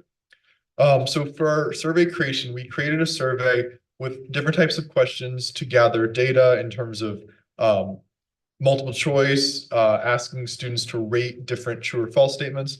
And this was distributed to all middle schools and high schools in the district. And we did this by contacting all school principals and having them share this with their students.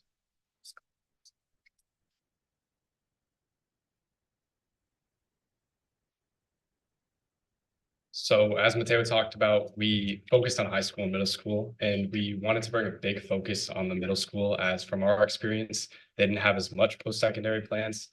So for our survey, most of the data, as you can see, came from the 9th and 11th grade, and then slightly less at about 17% came from the 8th grade.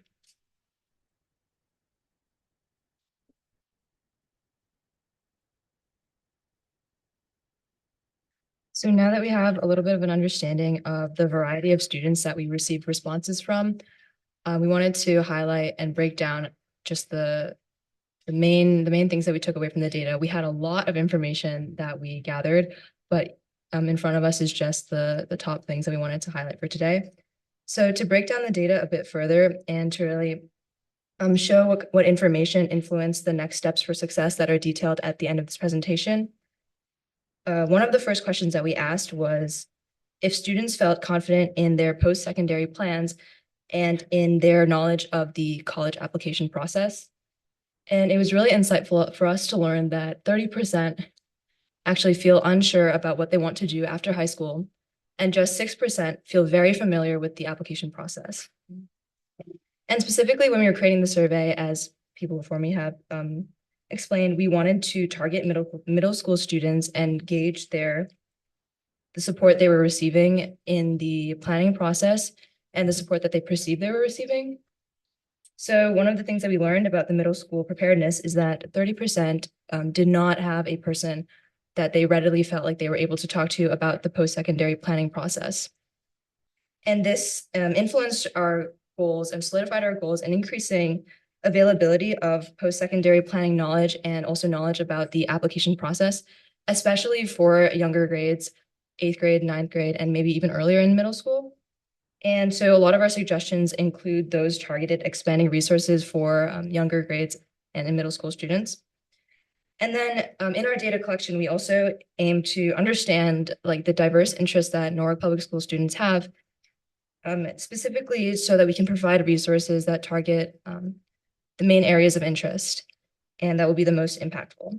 So from our survey, we like identified the career areas of greatest interest as the health and medicine field, the technology field, and the business field. So tailoring new opportunities towards these three fields would be most impactful and most meaningful for the students of Norwalk Public Schools. And then one of the last pieces of information that we want to highlight today is the post-secondary plans of Norwalk Public School students. So 72% of students who responded to our survey are interested in pursuing a 4-year or 2-year college or university. 6% are planning on attending a trade or technical school. 1% are interested in going into the military, 1% directly into the workforce, and 20% of students are still feeling unsure about their decisions regarding post-secondary plans.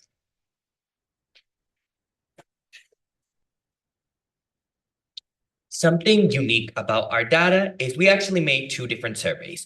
We understood that we are be giving these surveys from 8th grade to 11th grade, and those are 2 completely different standpoints of their post-secondary plan. Because of that, we collected many different data from the middle school to the high school. Something we learned is the main resource for middle schoolers getting those informations are through their counselors. But something we realized from the high school is they feel very disconnected to the resource given to them. So middle schoolers feel like they're getting it all from their counselor, while high schoolers feel really disconnected to what they're given to and what they're putting on their plates. A second important point was that middle schoolers were not yet familiar with the post-secondary process of the college application. Some of them did not even know what college was, and this can be very important as they're the new generation that is going to go into high school. There should be a plan for college. They should be more informed of what college is, mostly because some of them can be first generation or some of them can come from a background that is not very informed. All middle schoolers should be more informed because high school is all about college and it's all about the readiness of their future. A lot of middle schoolers report high confidence in their post-secondary plan. This trend shifts when we look into the high schoolers where they're lower confidence in their post-secondary plan. This difference in between the middle school and high schoolers shows an increase in awareness among students of the steps they still need to prepare for in order to prepare their post-secondary plan. Using this data, we can see that there is a need for improved support and guidance to help students develop a clear post-secondary plan. So using all of the research that we conducted, we came up with steps for success. We want to place a big emphasis on the counseling websites that are available to our students. We acknowledge that we already have existing counseling websites that are really valuable resources, but we have a couple of ideas of how we can further improve them and make them even more valuable. One of these ideas is improving the resources for the career pathway. Being a member of the Marine Pathway at Brian McMahon has given me direct insight on the importance of these pathways in post-secondary planning, and we believe it's necessary to show students all the pathway options available to them for their futures. what courses they need to take, and what these courses would look like on a timeline for their high school careers. We acknowledge that we have a very extensive program of studies and we're incredibly proud of it, but it is a really long document that oftentimes can become confusing. So we believe that it would be incredibly useful to condense this document down and have a section on the counseling websites that show clearly what courses are offered for each grade level for students so that we can easily communicate the choice that students have at their schools. We also believe it's important in keeping younger and all students aware of testing such as AP, SAT, ACT, and IB testing that would be beneficial for their post-secondary plans, and clarifying what these tests are and how they are used. We hope to keep students informed and allow time for preparation on significant tests in the college admissions process. We also believe that keeping middle schoolers and underclassmen informed on the course prerequisites necessary for what they want to do after high school to ensure their options. Building on making college prerequisites clear to all of our students at Norwalk Public Schools, we believe that we should place a really big emphasis on the great resource that CT State is, and specifically the high school partnership program that is offered to high school students across Norwalk. As a high school student myself, I have taken part with this partnership that allows me to take 2 courses at CT State per semester, which has helped me develop my interest in different fields, explore my interests, and also get college credit earlier on. We believe this is an incredibly valuable resource for students because they're able to explore a variety of fields. CT State has over thousands of courses that we're able to take, and also at the same time get a lot of the prerequisites out of the way that might not be offered in the high schools. As well, we want to create extracurricular news, a newsletter that would be delivered through Student Square, Parent Square, or even like a highlight reel on the counseling websites that makes students aware of all the extracurriculars that they're offered, such as the Leadership Council. That this way students can get a lot of valuable experiences outside of just their academic experiences in high school and middle schools that help them prepare for their post-secondary plans. We also want to acknowledge that there is already seminars for older high school students, but we believe it would be beneficial to extend it to younger students to keep them informed on the college process. As a daughter of immigrants and a current junior at Brian McMahon, who's beginning the college application process, I already feel the weight of being unprepared and uninformed on the process and believe it would be extremely beneficial to students in the same situation as me. We would love to have college admissions officers, seminars, alumni panels, and college post-secondary workshops. Altogether, we believe that all of these steps that we're suggesting make sure that each student is getting their personalized college and post-secondary counseling done. This way, students feel prepared for their plans after high school in a way that is unique to them.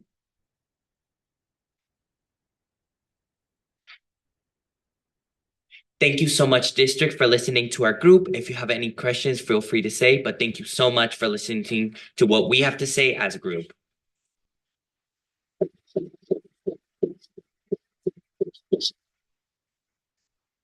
I'm going to be aware that this is 2 groups combined that have comments out.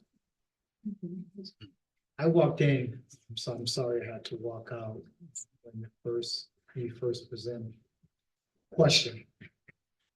What would you like the board? What would you want from us? What would be your recommendation for the board? I believe since we talked about the next step for success, I believe allowing students to help improve the websites as we suggested would be incredibly valuable, allowing there to be more student input on what is available to us on these resources online and also at our counseling wings. We would like to see there to be support for students being involved in creating the resources that are given to us. Thank you for that. I just think that's truly important. You know, student voice is always important. You know, and I just think that's something that, you know, when you talk about student achievement, that's a big piece right there. But it starts with you guys first. And I always felt, and I don't sugarcoat that, when it comes to decision making, we don't look at it from what the students like. And I think that's very important. Thank you. And I recall you guys talked about also needing additional college advisors and career advisors at the school because there's not enough and you always felt shortchanged. Can you speak a little bit about that? So, as Gia mentioned, a lot of Norwalk Public School students are first generation college applicants, and we have had a couple of admissions officers, counselors come in to give seminars, but I believe that having even more of these seminars throughout the year after school would be incredibly beneficial. We had one at Brian McMahon and CGS at the start of the year, but we would like to see this throughout the year and also in a bigger format. So all grade levels are able to get these resources, are able to hear these people talk. We also want more alumni to come in from our high schools to tell us about what they did after high school, how they achieved those goals, what challenges they might have faced, and how we can take their experiences and use that to guide our own plans. Overall, we believe that just having counselors, workshops after school. I know we've had a couple IB workshops, just workshops for students that allow them to seek guidance from their counselors, their teachers, and outside people to further prepare them is incredibly valuable in making us feel confident in our futures. I mean, I think that y'all have incredible ideas and like these are great things for us to hear and thank you. And it's funny when you mentioned the program of studies and how robust it is. We we get that and we vote on it every year, and every year when we get it, I can't read all of that. So I think that you have such a good point about how to make that more accessible for all of you to sort of really track the path that you want without having to really scour that entire program of studies to get to what you need. It's incredible that we have so many offerings, but and yeah, there's so many unique paths. And I mean, I think of when I was in high school, I ended up going to music education, and that process is unique to other application processes. And I kind of figured, not everyone even knew how to help with that. I think it was like my choir teacher helping. So, it's finding a way to help every person with the unique path that they might want to take is really important. So thank you all for your ideas and for sharing.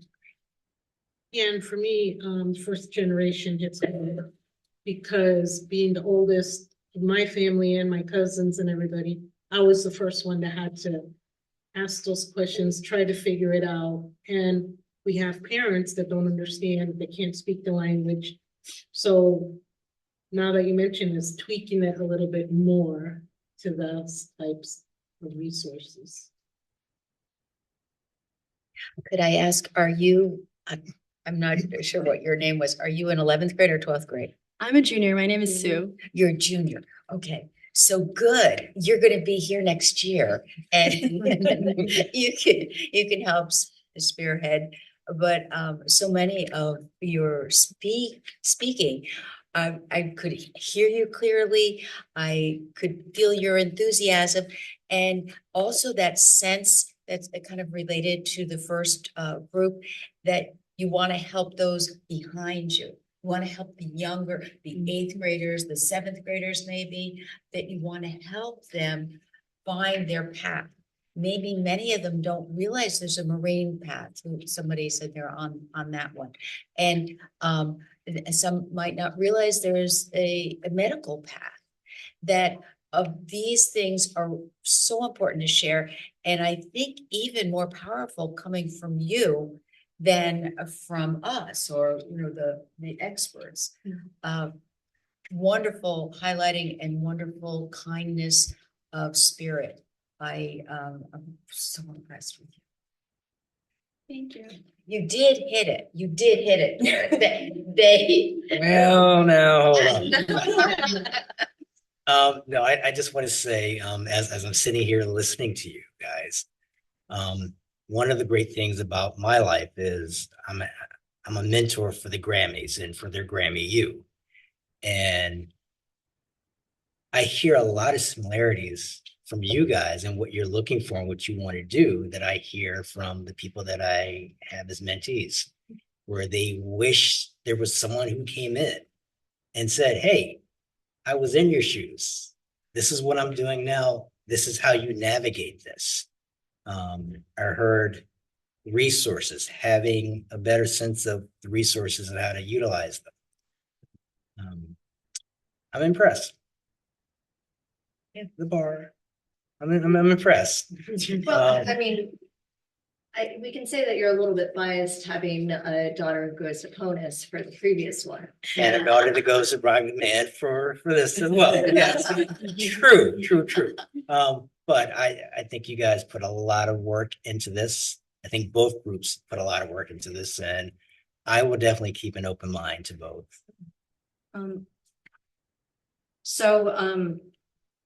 I know I may not look it, but I was a first generation college grad because well, when my mom went to nursing school, it wasn't considered a proper degree. Actually, her counselor recommended that she become a secretary because she was good at math. So a little bit of outdated thinking. And my dad was drafted, so he never got to finish his degree. And so it was one of those things. I know that there were so many things that were so overwhelming. I know, do you have for like people to help with essay exams sorry, not essay exams, essays, because I know that is a major component. Trying to find is to stick out from the crowd and also not use ChatGPT to because I know that is one thing, because so often you've got kids that have so many extracurriculars and everything, and it's like trying to find that one thing that helps them stand out. What resources do you think you still need in that regards? Hello.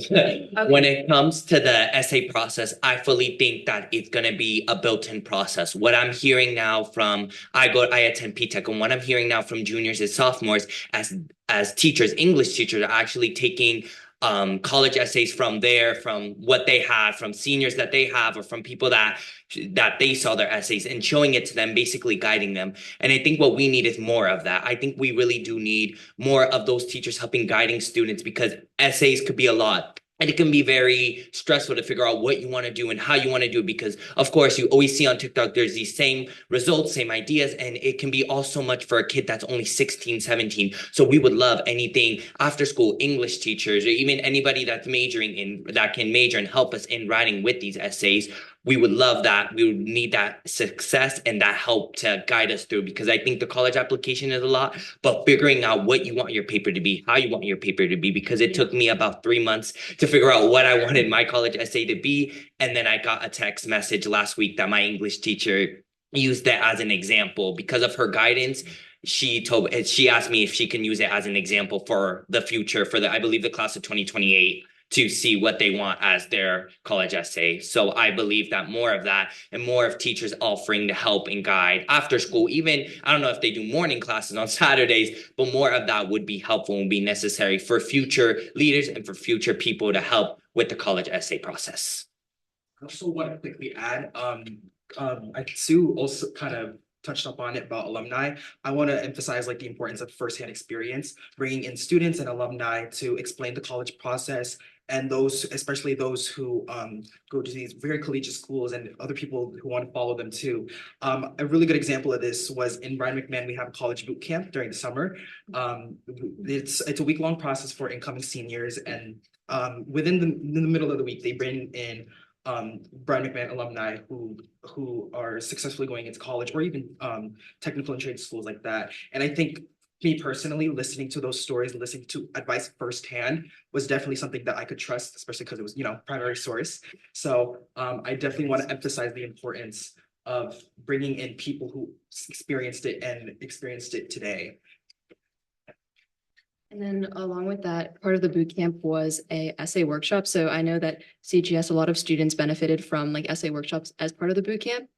And I mean, Norwalk Public Schools has a lot of great resources like these, but I know that a lot of these resources they're kind of like happening in tandem with like the process as it happens. Like the Common App opens on August 1st, and I think these sort of boot camps are happening like at the end of August, right before school starts. And I know a lot of students have like anxiety, or they feel like pressured because they're seeing things online and all this stuff, but the school hasn't necessarily introduced these topics yet. And we do have a lot of great resources for when you're in the process itself, like in the trenches writing your essays. But it would be very beneficial to have like an earlier introduction, as well as like earlier boot camps, earlier seminars and things like that for students. And then I know like this is like kind of a way after the fact, but talking about counselors and the need for more counselors, I think that the counselors that we do have are doing a lot of great work and meeting with students and all these things. But a lot of times, like counselors are introducing students with information about pathways, with information about courses, or like catching discrepancies in course schedules after the fact. Students will select their courses and then meet with their counselors, and then they'll realize, oh, if I actually wanted to choose this pathway or take this set of classes, I needed to do this prerequisite maybe last year or maybe last semester. So while we do have a lot of guidance, sometimes it's happening in tandem with like the process, and sometimes it's happening after the fact. So I think that improving or building upon that, like guiding students before the fact, like preparing them ahead of time, would definitely be something to expand upon. Thank you. To add on to what Maya said, I feel like it's important that counselors reach out in students' earlier years of high school, because I find that, you know, my counselors and other counselors started reaching out with resources and other advice towards the middle of our junior year, which I believe I could have used during my sophomore year or my freshman year. And I feel like it would help students feel better prepared when coming into junior year and feeling less overwhelmed with the college process. Thank you. And I have one more question. I'm sorry. In the initial big picture, you would put separately apprenticeship and trade school, but when you're talking post-secondary plans, I'm guessing the apprenticeship was incorporated into the 6% of trade or technical school, or was it part of? Yes, the apprenticeship was included in Oh, the okay. I just, yeah, sorry. Thank you. If I could just make a comment, because hearing all of your stories is really inspiring. But what you guys get is that data is powerful, and continue to collect data, bring data to these meetings, bring data everywhere you go. Let data say what you need, let data say what resources you're in need of, and keep collecting data so that you have the people's voices and not just yours. Keep up the good work. So as part of their work, I think over the course of the time that we've had the student council, one of the things that students have elevated is the concern around the college process, determining post-secondary education at all levels, either apprenticeship, trade schools, those students that want to go straight to the workforce. So one of the things that we already started talking as part of the academic team is, how do we rethink this process to make sure that students start early on? If we look at private institutions, they start this process as early as 8th grade in educating the families as well as the students, and making sure that students, even before they go into high school, know what prerequisites are required for wherever path they want to go move forward. Whether they're sure or unsure, there is a plan of action prior to entering high school that prepares them, that helps them be prepared to what is expected. So listening to the scholars' feedback and all of the data that they collected is something that the team has been already brainstorming about how to do differently. One of our biggest challenges is that in order to do this work effectively, it requires people. And because of our budgeting limitations, we've had 2 consecutive years of trying to think about how to bring in additional people with expertise in doing this work, but have limitations in doing that. So as you're thinking about budgeting for 27-28, thinking about how do we bring in additional resources to have adequate ratios of either counseling or college and career advisors as part of the high school structure and even thinking about middle school that will effectively support the planning process that goes beyond our K-12 continuum, which is something that has come up a lot in our conversations with our scholars. Thank you so much for your presentation.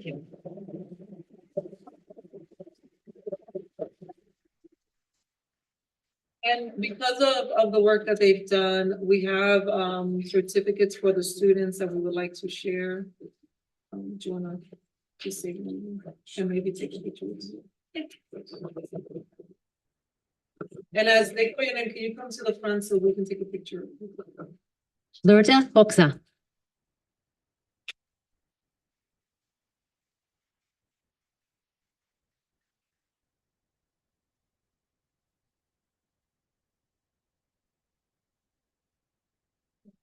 Right in the middle. Right in the middle. Ariana de Chowdens.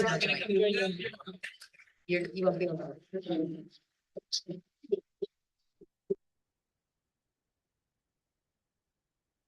Arden Rolls. Arden Rolls Estenslav.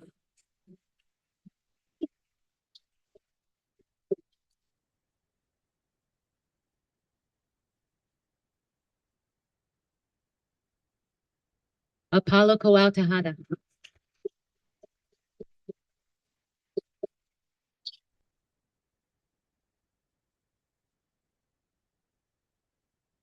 Umeri Guavera.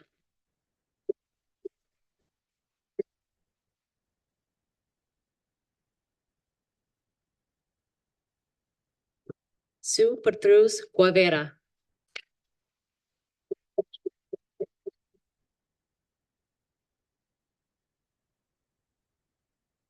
Maya Narandula.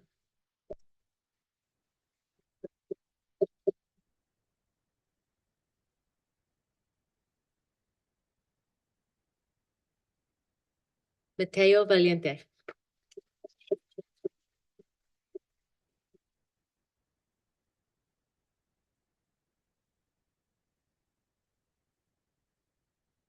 Maria Lara.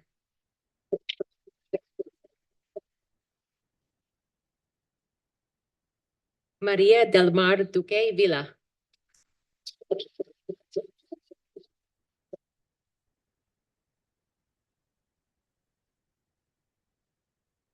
Kai Batista.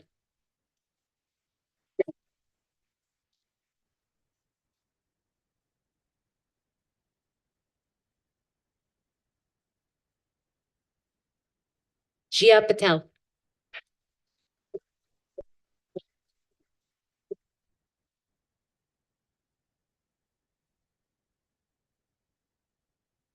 Shaliz Morabel Rios.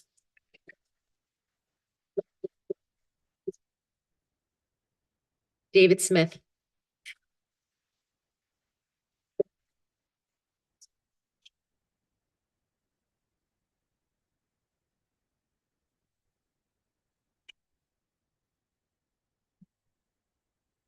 And there's some that are not here this evening, because they have prior engagements.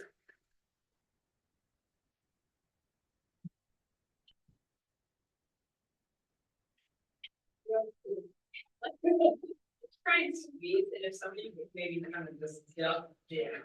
And then if we. Well, maybe the taller in the back and. Yeah, and then put forward, there's not really any, these kids are all the same. Yeah.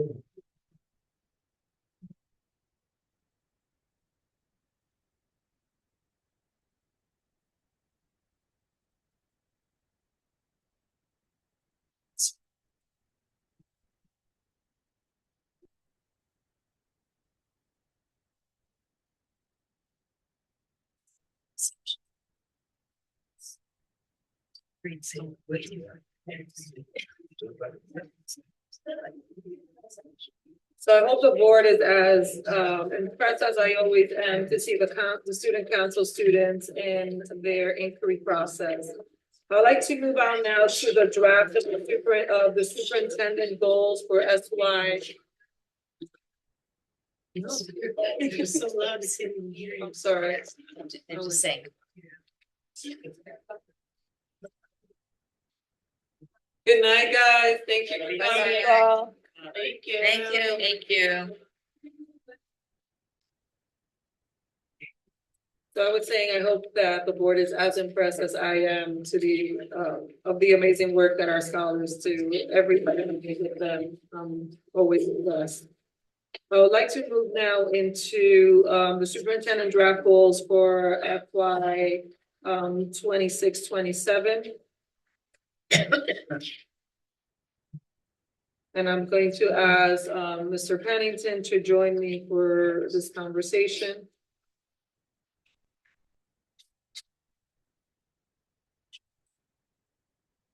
So some of the goals are a continuation of, as well as Kimberly and Ms. Fayouez. Some of these goals are associated with work that we have already started, and it's just a continuation. And then one goal is of work that will be new next year in mathematics. So I'm going to ask Ms. Fayouez and Dr. Erickson to address goal number 1 with the board. So when are they going to show the slide? So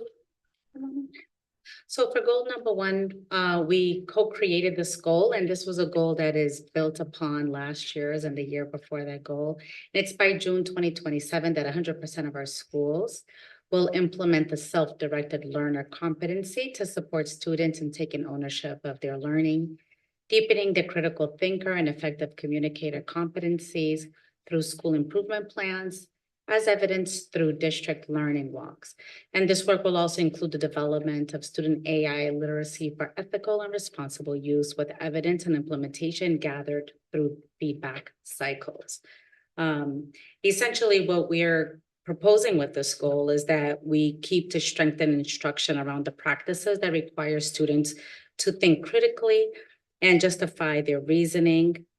We want to make sure that we continue to strengthen student voice in their communication, making sure that plans include methods by which students engage in discussion. And then we're going to start to build in the self-directed learner. Do you want to talk a little bit about the self-directed learner? Absolutely. So the self-directed learner is really about students starting to take ownership over their learning.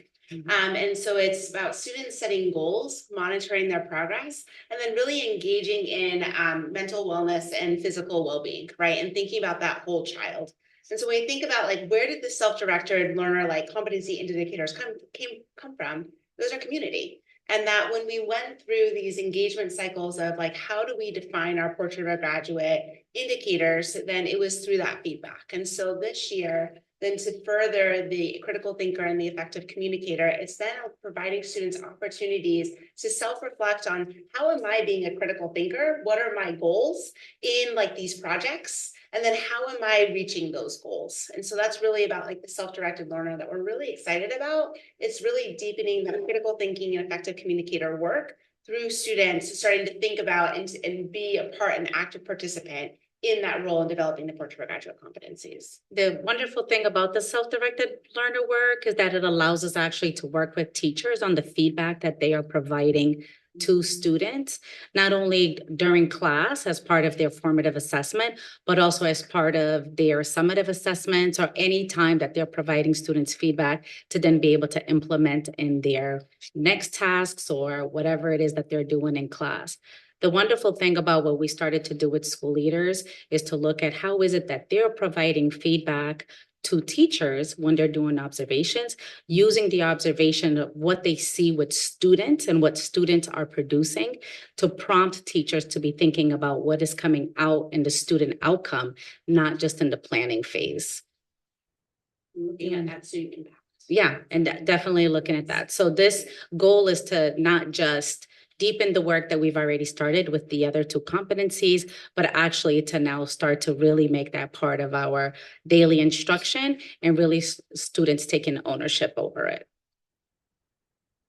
Any questions on this? We can stick around in case we'll be here, so. Just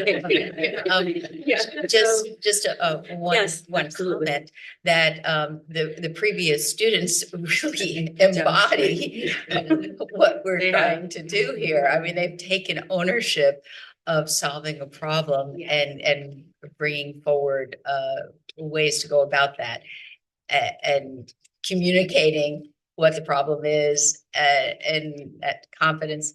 So we have some of that excellence happening. We do. But this priority is going to spread it. Yeah. Spread it. It's that consistency across all grade levels and across all classrooms, and then that we want to be able to see. And we had some portfolio work that Kimberly, do you want to explain to them? So I had the opportunity to work with Digital Promise on doing some focus groups with students and better understanding, because one of the ways that districts will think about self-directed learner in the portrait of a graduate is through portfolios. And that and being able to triangulate the data, right? And seeing like how a student's work samples progressing over time. So I had the opportunity to go into a few different schools that are already working with student portfolios and to talk with students, which is always like the best thing ever, right? And these students, and they had their portfolios and they're sharing their examples. And one student goes, yes, I like to use my portfolio as a scaffold. And we're like, okay, tell us more about this, scaffold. And he's like, when I get stuck on a math problem, I will go back to my portfolio and I will pull out a worksheet or something that I did really well on. And I'll look back at my prior work and that will help me solve that problem. Another student, we think about like the teacher feedback, that he was super proud to show us a writing sample that he did and the teacher's feedback. And he goes, you'll notice in the teacher's feedback, she told me that I need to work on writing complete sentences because I didn't do that. And then he pulls out his next writing sample and he goes, and then you'll see, and it's like dated like about a few weeks later, that his feedback was you grew on your complete sentences. And so it was really neat to see these students who they're able to speak to the feedback they're receiving, how they are then using that to set their goals and adjusting based on that feedback. And like these students, like we talk about like really owning their progress and their work, like that is what we saw, and getting to see them create their goals and where they are with that progress. And so that's an area that we're looking at and thinking about, like, again, like we see these bright spots, how do we then ensure that every student has these opportunities and ensuring that all students have these opportunities to set those goals and become those self-directed learners. This is an ongoing goal, correct? This is something, you've been working on, you want to continue. Yeah, this is year 3. So every year we're adding a competency to build upon. We'll start to forecast in the middle. We start to forecast the next one. And it sort of has been a very organic way that the next competency, there's 5. So there's, we have 2 more. Yeah. Okay. We've been very intentional where we started with critical thinker, and very strategic in how we build every competency to scaffold into the next, so that as teachers and leaders are being professionally developed around the competency, everything is interconnected, and always remembering that we don't forget about the one we started, and we just build while maintaining what has been developed. Yeah, and I think that scaffolding is so key because, just speaking as a former teacher, those critical skills that the students develop are just so key in their future success and in developing metacognitive skills that they need. And the younger you can do that, the earlier, because the metacognitive skills, that's pretty high level, right? we saw it on display here tonight. These kids know how they learn and they know how to challenge themselves and they know how to think critically. And so it's really, really, really great. It's a great goal. So we're excited. Thank you for your support. Thank you. Thank you. And our second goal is a continuation of work that we started this year. And Mr. Pennington. you wanna- Sure. Good evening, members of the board, mayor and superintendent. So this year we implemented our literacy vision that we created last year. And our real focus was around the implementation of this literacy vision in our K-5 classrooms and then in grades 6 through 12 in our English classrooms. But one of the things we know is that literacy instruction doesn't just happen in English classrooms. It has to happen in all classrooms. And so our goal for next year is the expansion of this literacy vision into classes such as social studies, into classes such as science and world language, and even into our specials. And so that is going to be our focus for next year, to implement the vision across content areas. We had to start in one area. We focused on English, especially grades 6 through 12. We were implementing new curriculum. And so our team, from a capacity standpoint, really needed to focus on, we are going to be investing our literacy vision in our English classrooms, grades 6 through 12. And now we are in a place after year one. We're going to still need to support that because it'll just be year 2 of implementation of a new curriculum. However, we have work that we need to do in social studies, in world language, in other content areas. And so as we look, it's really focusing on high quality literacy practices in those other classrooms. Because literacy, like I said, literacy happens everywhere. And our third goal. Our new goal for next year Good is, now. this year, we created our pre-K-12 math vision. And so similar to this year where we were launching and implementing the K-12 literacy vision, that is our goal for next year in mathematics. In the high school, we are going to be starting the year with a pilot of new curriculum. So we're going to start with one resource. Our teachers have selected. We had a bunch of different resources that they could select from. They've now our math team has got it down to 2 resources. And so starting in the fall, we are going to start for 2 months piloting one resource, and then the teachers are going to switch and pilot the second resource. And so then by January, we will be able to select our high quality instructional material. And that is in our high school, which has been really excited about this opportunity. They've seen the dividends of our high quality instructional material selection in grades 6 through 12 for literacy. And now we are in that process. We are making that decision. And our math team has gone through a process of making the math vision and now looking at what resources do we want to dive into and then making a selection.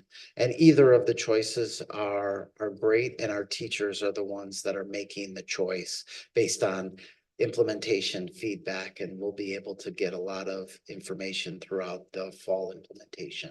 However, this vision is not just in high school. We are also going to be really focusing on grades K through 8 mathematics and how are we making our vision come to life. Grade level appropriate standards. That is something that we've talked a lot about with our literacy vision, and now we are really carrying that over to our math vision. Thank you. So the goals are in draft form. If the board is in agreement to move forward with the approval, it's an action item in today's agenda. And if there are no questions, I'd like to move on. Robert, do you want to come down? I just want to let the board know that Digital Promise has honored us with the Leadership for Digital Transformation Award because of the district's concerted effort around building transformative practices around how we are effectively utilizing digital learning within our classrooms and always thinking about innovative ways in which to use different resources across the organization and really inform our practice around research. We also, do you want to say anything else about the digital learning piece? Yeah, sure. Good evening, Board, Mayor, and Superintendent. Yeah, one of the things that you kind of heard a little earlier, that's a good example of this, is the work that Dr. Erickson's been doing with our Portrait of a Graduate. And she had mentioned Digital Promise. So the partnership with Digital Promise is really not just digital tech. It's actually bringing in other resources to be able to help use tech to augment the learning that goes on in our schools. So I don't want to repeat anything because you kind of heard snippets of that throughout the year, but that's really what was very, very apparent to Digital Promise this year with us, and that's why we were given this award, is because how we were able to seamlessly integrate this to be able to help adult learning as well as student learning in our schools to use technology to augment the learning. Thank you. The other award that the district received is the ISTE and ASCD Distinguished District Award. This award recognizes U.S. school districts that are driving change in big ways through our school system. The districts that received this award embrace change to improve the learning experience for all students and serve as a lighthouse for other schools to follow. Norwalk Public Schools embodies many of these traits, and they were honored to distinguish us with this award. The district has the ability to go in June to receive this award. So I just wanted to highlight this accomplishment as well, because it speaks to the work and innovation that has been happening across the organization that based on our preliminary reviews is showing significant increases in our math literacy and science achievement rates. So I just thought it was important to highlight. Kudos to our team because it took the entire team to make this work possible alongside our school leaders, teachers, and other support staff, because it takes a village to make the work happen, and they were all instrumental in making it work. Where will you accept the reward? Where? It's in Orlando. It's in Florida. I won't be able to attend, but we're going to try to have a member of our team go and receive it on behalf of our district. Great. Any other questions? Then we have a partnership with EdSafe, particularly focused around AI and thinking innovatively about the implications of AI and the work. We have been working in a number of different areas to make sure that, one, we align with best practices, but also that we are keeping neuroscience in mind, particularly because there's a lot of research that has come out about the implications of utilizing technology at a young age. And we already are on a path to talking about making shifts in the way we're using different tools. I know today there was concern brought up about digital tools being used in the K-2 continuum. And one of the things that we've been talking about is developing policy to eliminate the use of devices in our K-2 grades, as well as, Ralph, do you want to add anything? Yeah, no. So, I mean, I think really, we've been having conversations across the, really across the district with our teachers, with a lot of our stakeholders, and even today recently with our PTOC to move forward with. So I had an opportunity to talk to Nadine a little bit today about doing some workshops with the PTOC when they meet in August around a couple of specific areas. One of the areas that Dr. Stray had mentioned, and that was brought up even in public comment, is something that I think we're all concerned about right now, is truly screen time. And how do we kind of address this, as well as the, you know, the proper use of technology to kind of align it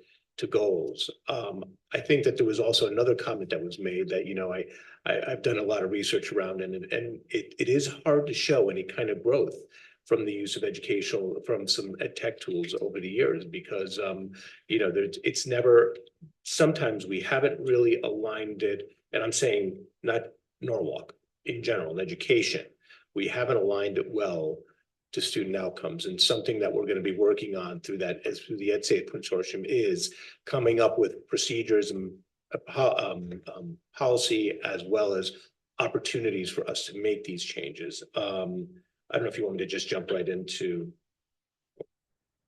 You're gonna talk about outcome-based? Yeah. Okay, go ahead. So besides talking to the PTOC about K-12 devices, one of the things we are looking at right now is a new strategy that's called basically outcomes-based contracting. And what outcomes-based contracting does is it basically takes a look at what your outcomes are, so student outcomes, and starting to align them to performance metrics. And you start developing your contracts with vendors who ideally then become partners around shared accountability. And many times you tie the payment of those items to that, up to 40% of the payment, so that it becomes one of those areas where ideally, if it's done well, and this is something that's really new, and it's coming out especially because of AI and the amount of tools that are out there, that's just kind of compounding itself. If we can do this well and learn about this, we can learn now how to be able to say and hold our vendors or our partners accountable, but ourselves accountable to say, this is why we bought this tool in the first place. This is why we're using this technology. This is what we're going to be measuring. And if we don't meet that, then really we need to reevaluate whether or not we really want to have that there. But we need to become more targeted in this area. What's happened over the years is everybody buys the next shiny object that's out there, and it just keeps compounding, and we want to get away from that. So part of that also is too, I'll be signing off on any ed tech that's actually being purchased by the district moving forward. So meeting with the PTOC, sometimes PTAs with all good intentions will end up purchasing things that, you know, are asked for by a teacher or a staff member. And what we want to do is really start to have conversations around that. So we'll have an AI advisory group that will meet on a regular basis, that will have all stakeholders in there, that will actually look at these tools and start to regularly reevaluate them. So we're making sure that we're making those decisions in a way that makes sense. This is what the... No, yeah, the EdSafe Alliance, though, has given us the ability to kind of pull all these pieces together. And also tied to that, one of the key things, particularly because as AI advancements are happening, one of the things that we also have to keep in mind is how we're contracting with vendors around the transparency around the shifts that they're making with their AI tools and how they're informing us, particularly around data sharing and information. We found, particularly when engaging with EdSafe and also ILO, who's another partner that has been supporting us in this work, that districts have actually gotten into major challenges because they are not reading the fine print or being very clear with vendors that they're partnering with around how they're making either coding adaptations or modifications to the tools unbeknownst to the users, and then there are like ramifications around that.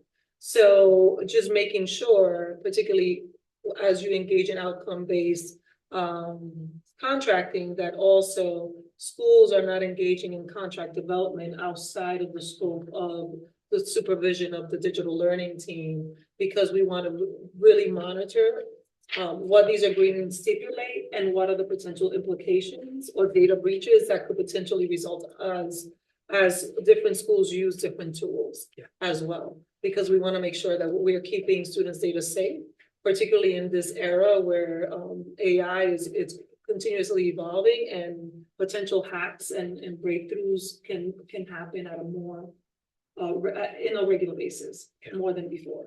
Yeah, and you'll hear us lead with this, with everything we talk about with AI and ed tech. There's two things that we are going to keep first and foremost in the district, that there's a human in the center. There's no technology that we're going to use that doesn't have a human intervention in between the student and that technology at one point or another, so that that's there. The second is safety. So as we kind of move forward this year, every contract we're looking at signing off on that safety items. Creating the outcomes-based piece is something we're gonna have to work on throughout the year, because it will take time, because every contract's going to be different, because every outcome that we're using these tools for is going to look different, and we have to all learn how to do this too. So it's a whole process. We're looking to work with a group out of DC called the Center for Outcomes-Based Contracting, and they've done some work in many other states have taken this on, like Texas and California, to be able to do this at the state level. Right now, I don't think Connecticut's just quite there yet. And so we want to do it locally, though. And then hopefully the work that we do here, I'm hoping that it'll actually help other districts as well learn from that and be able to kind of gain on how to kind of do this work. So we're really, really excited about it. And it all goes back to the work that we're talking about with these outcomes. I mean, we keep bringing up Dr. Erickson tonight, but she's actually one of the people that's been really critical too, of making sure that everything's aligned to that portrait of a graduate. And our goals and what we do with technology is going to be aligned to those same skill sets and those same competencies. So, like I said, I think we made great gains this year, but there's a lot of work to do this coming year. I just want to make a comment. This is really cool. It's really groundbreaking, and it's reassuring to hear you being so thoughtful about it and so skeptical at the same time, because I think that's very important. It does move fast. It's going back to the vendors. Do they train the staff on how to use the program? Because then can they come around and then say, well, we trained you and you did it the wrong way? So that's where it's a shared accountability many times, and that's why each contract will look different. You can include and like I said, we're all learning this right now, but one of the things you could include is a good example is one of the accountability measures could be an adult accountability, meaning that we have transient staff. Maybe one of the things in the contract is that as we get new staff, the vendor is making sure that they're going to do monthly workshops for us to make sure that people know how to use that tool for the purpose that we decided, so we can build that kind of stuff in. So it's not always just the student outcome, but to get to that student outcome, you may need the adult actions act that way. We will be held accountable too, though, because there's some things that we're going to say we are going to do. And if we don't do that, then do we really need the tool, or should we have been doing it a different way? So those are all the questions that'll come up, but it'll bring the conversations up. And I think this is something that has been lacking, and why you don't see the data of the comment that was made earlier tonight about really the use and how it's actually affecting our students. So, it's going to be a learning process for all of us, but it is really exciting. Rob, could I just press on that a little bit more? Understanding what student outcomes you're looking for. There are multiple reasons that student outcome might occur. And so how would you know that it is the fact of using, could you name an outcome and a method that you could just tie it directly to the in some cases it's easy. In some areas, one example would be a contract that you'd set up around what we call high dosage tutoring for students. Yeah. So the amount of time that they're actually spending with an online tutor to be able to kind of help that, not an AI tutor, an online tutor, but that may be one way that there's an easy way to measure a one-to-one relationship of an outcome, whereas some of these other ones are not. And one of the things that I think has grown in this last year is the work between the digital learning department and the curriculum department. And, like I said, once again, with the help of Mr. Pennington, of making sure that we're really kind of cohesively working together, making sure that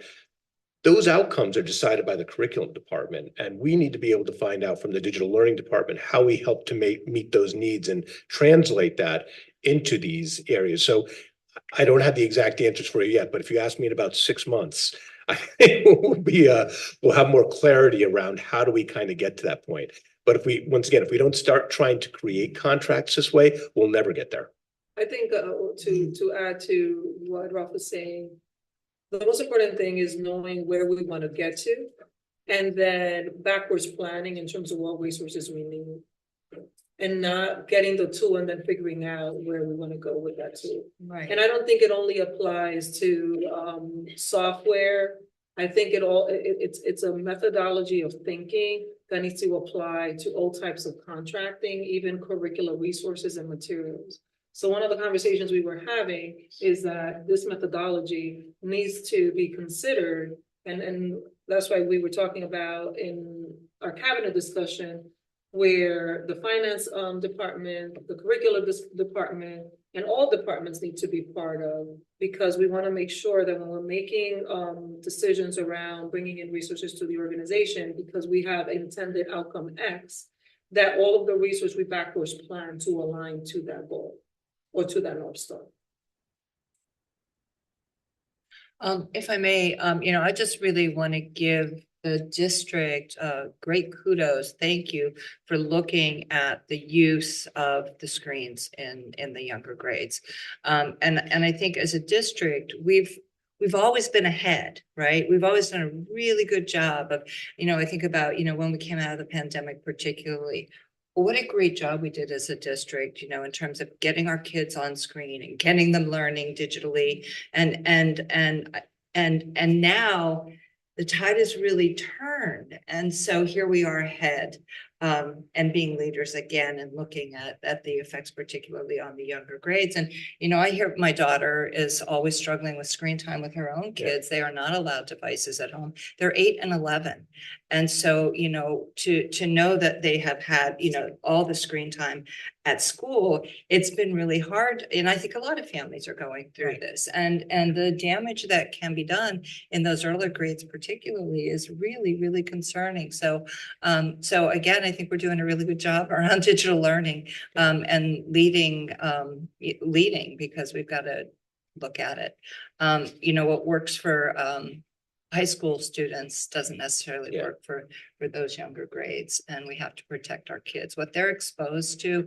I think, I know there's a lot of safety and a lot of filters that they get to things. They find things, and even in school, and I can speak, from my own experience as a teacher, they find it.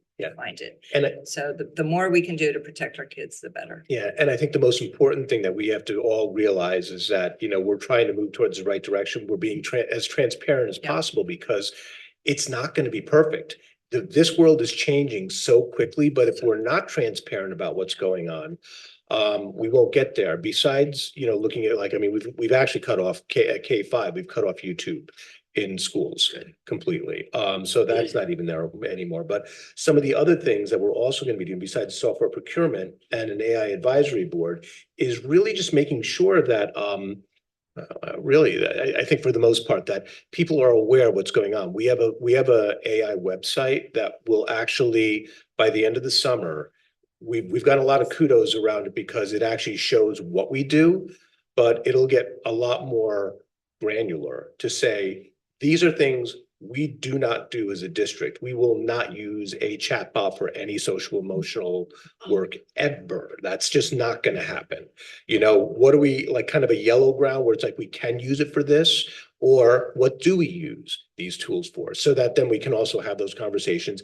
And a much better, right now we have an approved software list, but it's a spreadsheet that's kind of confusing. So we're going to add some more detail to that, so parents know what the tools are that we're using. They can ask questions about it and understand where it's being used. And our biggest goal is intentional implementation. Making sure that not only is research aligned, but that is intentional as we're thinking through in preparing our scholars effectively in utilizing these tools. And that's why even with goal 1 for next year, you saw the infusion of AI and just being intentional how the tool will be incorporated into the work we're doing, so that it's not this other thing, but actually intentionally integrated into the work we're doing, but doing it purposely and thinking about what is neurologically appropriate, and when do we introduce this one? Go ahead. So I know that there have been both, there's one specifically a paper and a study one was written way back when Google was first trying to create or look into ethical AI. It's called stochastic parrots, which actually ended up getting the woman who wrote it fired because she pointed out all the issues that around how AI, the issues AI has with ethics. And then of course there's another study that came out recently. I actually breathed a sigh of relief when you commented about not using ChatGPT and those for mental health, because I'm not sure if you're familiar, but the study essentially showed how detrimental the use of certain AI inputs can be to both a person's mental health and also their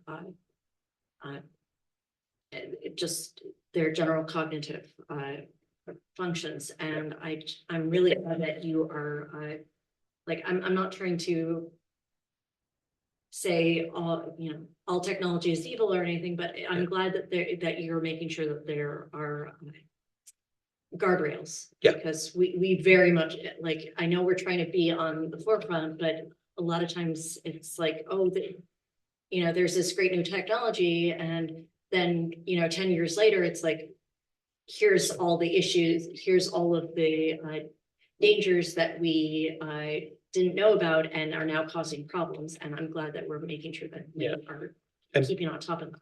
And by being transparent, those guardrails now were, 10 years ago, things wouldn't change as quickly. I mean, things change day by day, literally in this world. And so we need to be trying to keep on top of it and know that we may have to pivot. Like, we may say something is okay right now, and we realize, oh, wait, no, this is not okay. And we need to start adjusting it. So, but by being transparent, we can actually be able to adjust that and, work together as a community towards that. So, like I said, from a whole variety of standpoints, it's like, this is really exciting work. I think we're gonna, we're gonna get to a point now where we really can actually effectively use educational technology for the future of our kids and where they're going, not just from, what we've been doing in the past. So Ralph, real quick, I know that leveraging technology is something we want to be able to do the right way. And I know that contracts and how they are structured for us is very important. So for lack of a better term, are you looking at California, Washington, and backwards engineering how they're doing their contracts to make it work for us? Yes, as much as we can get a hold of those things. So that part of this process too is like if we can, I've actually applied for a grant if we get it, to be able to be part of a cohort to start going through formal training with the Office for Outcomes-Based Contracting to be able to help us in that process as well too. But yes, we are looking at those. We're using our resources from EdSafe and from ILO to help build, what are good examples around that. I mean, and other districts are, like I said, other places are still on the initial stages of this too. So it's new in education. I mean, we've seen contracts like this in other areas in corporate, but not necessarily specifically in ed tech. So, but it's a starting point. And it's like, if we start the conversation always this way with students at first, we'll be able to get to the point where we're now making sure that the tools are actually being used for the right purpose. Thank you. And that concludes my last superintendent report. Thank you. Thank you. Appreciate that. Before we move to action consent, I will be remiss to go back, and I just want to acknowledge once again in reference to the budget part of it, the Finance Committee and my colleagues as well. I did not acknowledge them earlier, so I need to truly acknowledge them as well as far as that's concerned, as well, not to take away from the committee itself, because they work very closely with Lunda as well. So I just wanted to bring that to the table as well. So as we go into the consent, the action consent, this is approval of 4 items. It's the approval of personnel, the approval of trips, the approval of minutes, and the approval of the consent of the calendar as well. Before we move forward to a motion, do we have any issues or any questions in reference to personnel? Did you say consent vote for what? It would be consent vote for the personnel trips and minutes. Okay, got it. Sorry. That's okay. Last part. Any question, anything in reference to trips? The approval of minutes. I have something. In the first two, so the business meeting on 4/23, and then our special meeting on 5/14, I was present for both of those, but absent in the minutes. Okay. Anything else? Can I have a motion for the approval of the personnel, the approval of the trips, approval of the minutes, and the approval of the consent of the calendar?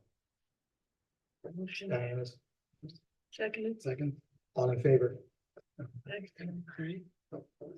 Okay, let's go to number 5, the action.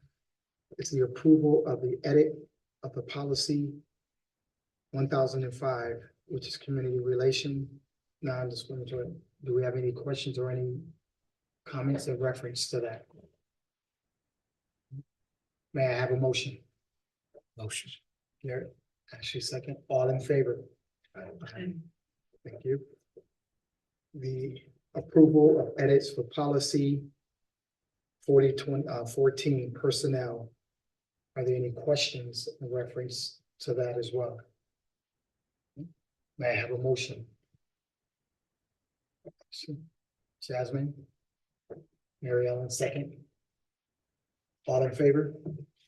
Aye. The approval of policy 5015 for students, non-discriminatory policy. Can I have a motion? Garrett and Jasmine, all in favor? Now, this is the approval for proposal naming the Andrew Field Storage Building. Are there any questions in reference to this motion? What is it? Are we naming it the Andrews Field Storage Building? No. What, No. okay, what is it being named? The name's gonna be for Douglas Horowitz. He has been teaching North High School band since 1988 and been here for 37 years. And he was chosen by the school community band and communities. Yeah, everyone is behind it, and it's essentially what's been known as unofficially as the greenhouse, because it's literally a greenhouse. But everyone from the I just wasn't sure, because I know this probably went through the facilities committee, so some of us hadn't heard what the new name was gonna be. And I can just add that he's retiring this year. This is his awesome. last year. Oh, Yeah, that's great. yeah, for all those years. So one question I have though is with, as is the process, and we went through this last year, is it going to Land Use and Building Management Committee? I knew you'd done that. This is the first step. Yeah, Right, we right. vote and then Yes, they vote. okay, great. Yeah, I'm in full support. He sure deserves it. Can I have a motion? Motion. Diana, Second. all in favor? Okay. And the last item on action is approval of superintendent draft goal for year 26-27. Are there any questions or any comments? May I have a motion? Jasmine? Seconded. Second, by Ashley. All in favor? Aye. Thank you. Moving to the information and report, is there any committee representative reports to report to the board today? I will give a quick report. We had our final specialized learning subcommittee meeting for the school year on May 5th, and we heard all about the extended school year services that will be offered. Extended school year services are services for students with IEPs to help prevent loss of skills. They're not required for every student with IEPs, but they're a wonderful resource. And we got all of the details, but I'll leave it just at the services will run from July 6th to July 31st. And a lot of planning goes into them. And so Rob and your team, thank you. And that was a great meeting. And then just a couple things as the library liaison. Vicky Otis shares that the library will begin the summer reading program for the kids on June 28th. Kids can pick up their log sheets beginning on June 21st. They'll be able to earn a prize at either library when they read at least 4 days each week. And then there's some extra challenges to earn badges. There will also be 2 scavenger hunts in honor of America 250, celebrating people who made a difference in this country without necessarily getting recognition. So they chose different change makers. So people will be able to find and learn about them in order to complete the scavenger hunt, which will run from, I guess the first one will run from July 1st to 31st, and then another from August 1st to the 30th. And that program will be at the main library. And then Sherelle Harris shared that the main library will have a Ben Franklin bust exhibit through July, a Ben Franklin impersonator on July 25th at 3 p.m. A professor from Central Connecticut State University will be visiting on July 15th at 6 p.m. Colonial candle making, July 11th at 11 a.m. And then the Sono Library Adult and Family Programs will have the America 250 birthday tea party on July 11th at 12 p.m. So lots going on at the libraries this summer for kids and adults. Are there any other boards? Representative? Thank you. Any board member announcements?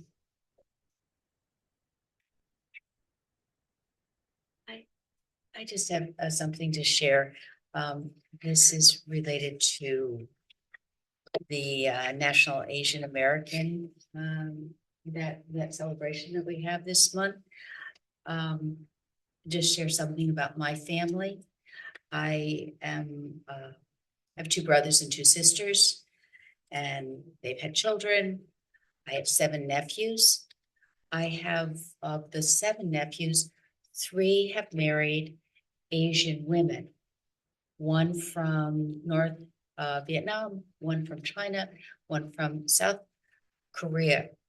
And they have had many children. Those children are now in college. I just want to kind of say a thankful note of these wonderful women that I've gotten to know because they're part of my family now, and how they have added to our family life immeasurably. And that I'm grateful for that. Thank you. At this point, we're going to go, can I have a motion to go into executive session for the attorney-client communication regarding the board and the superintendent contract, with the superintendent being invited as well? Jasmine, second. Marianne. All in favor? Aye.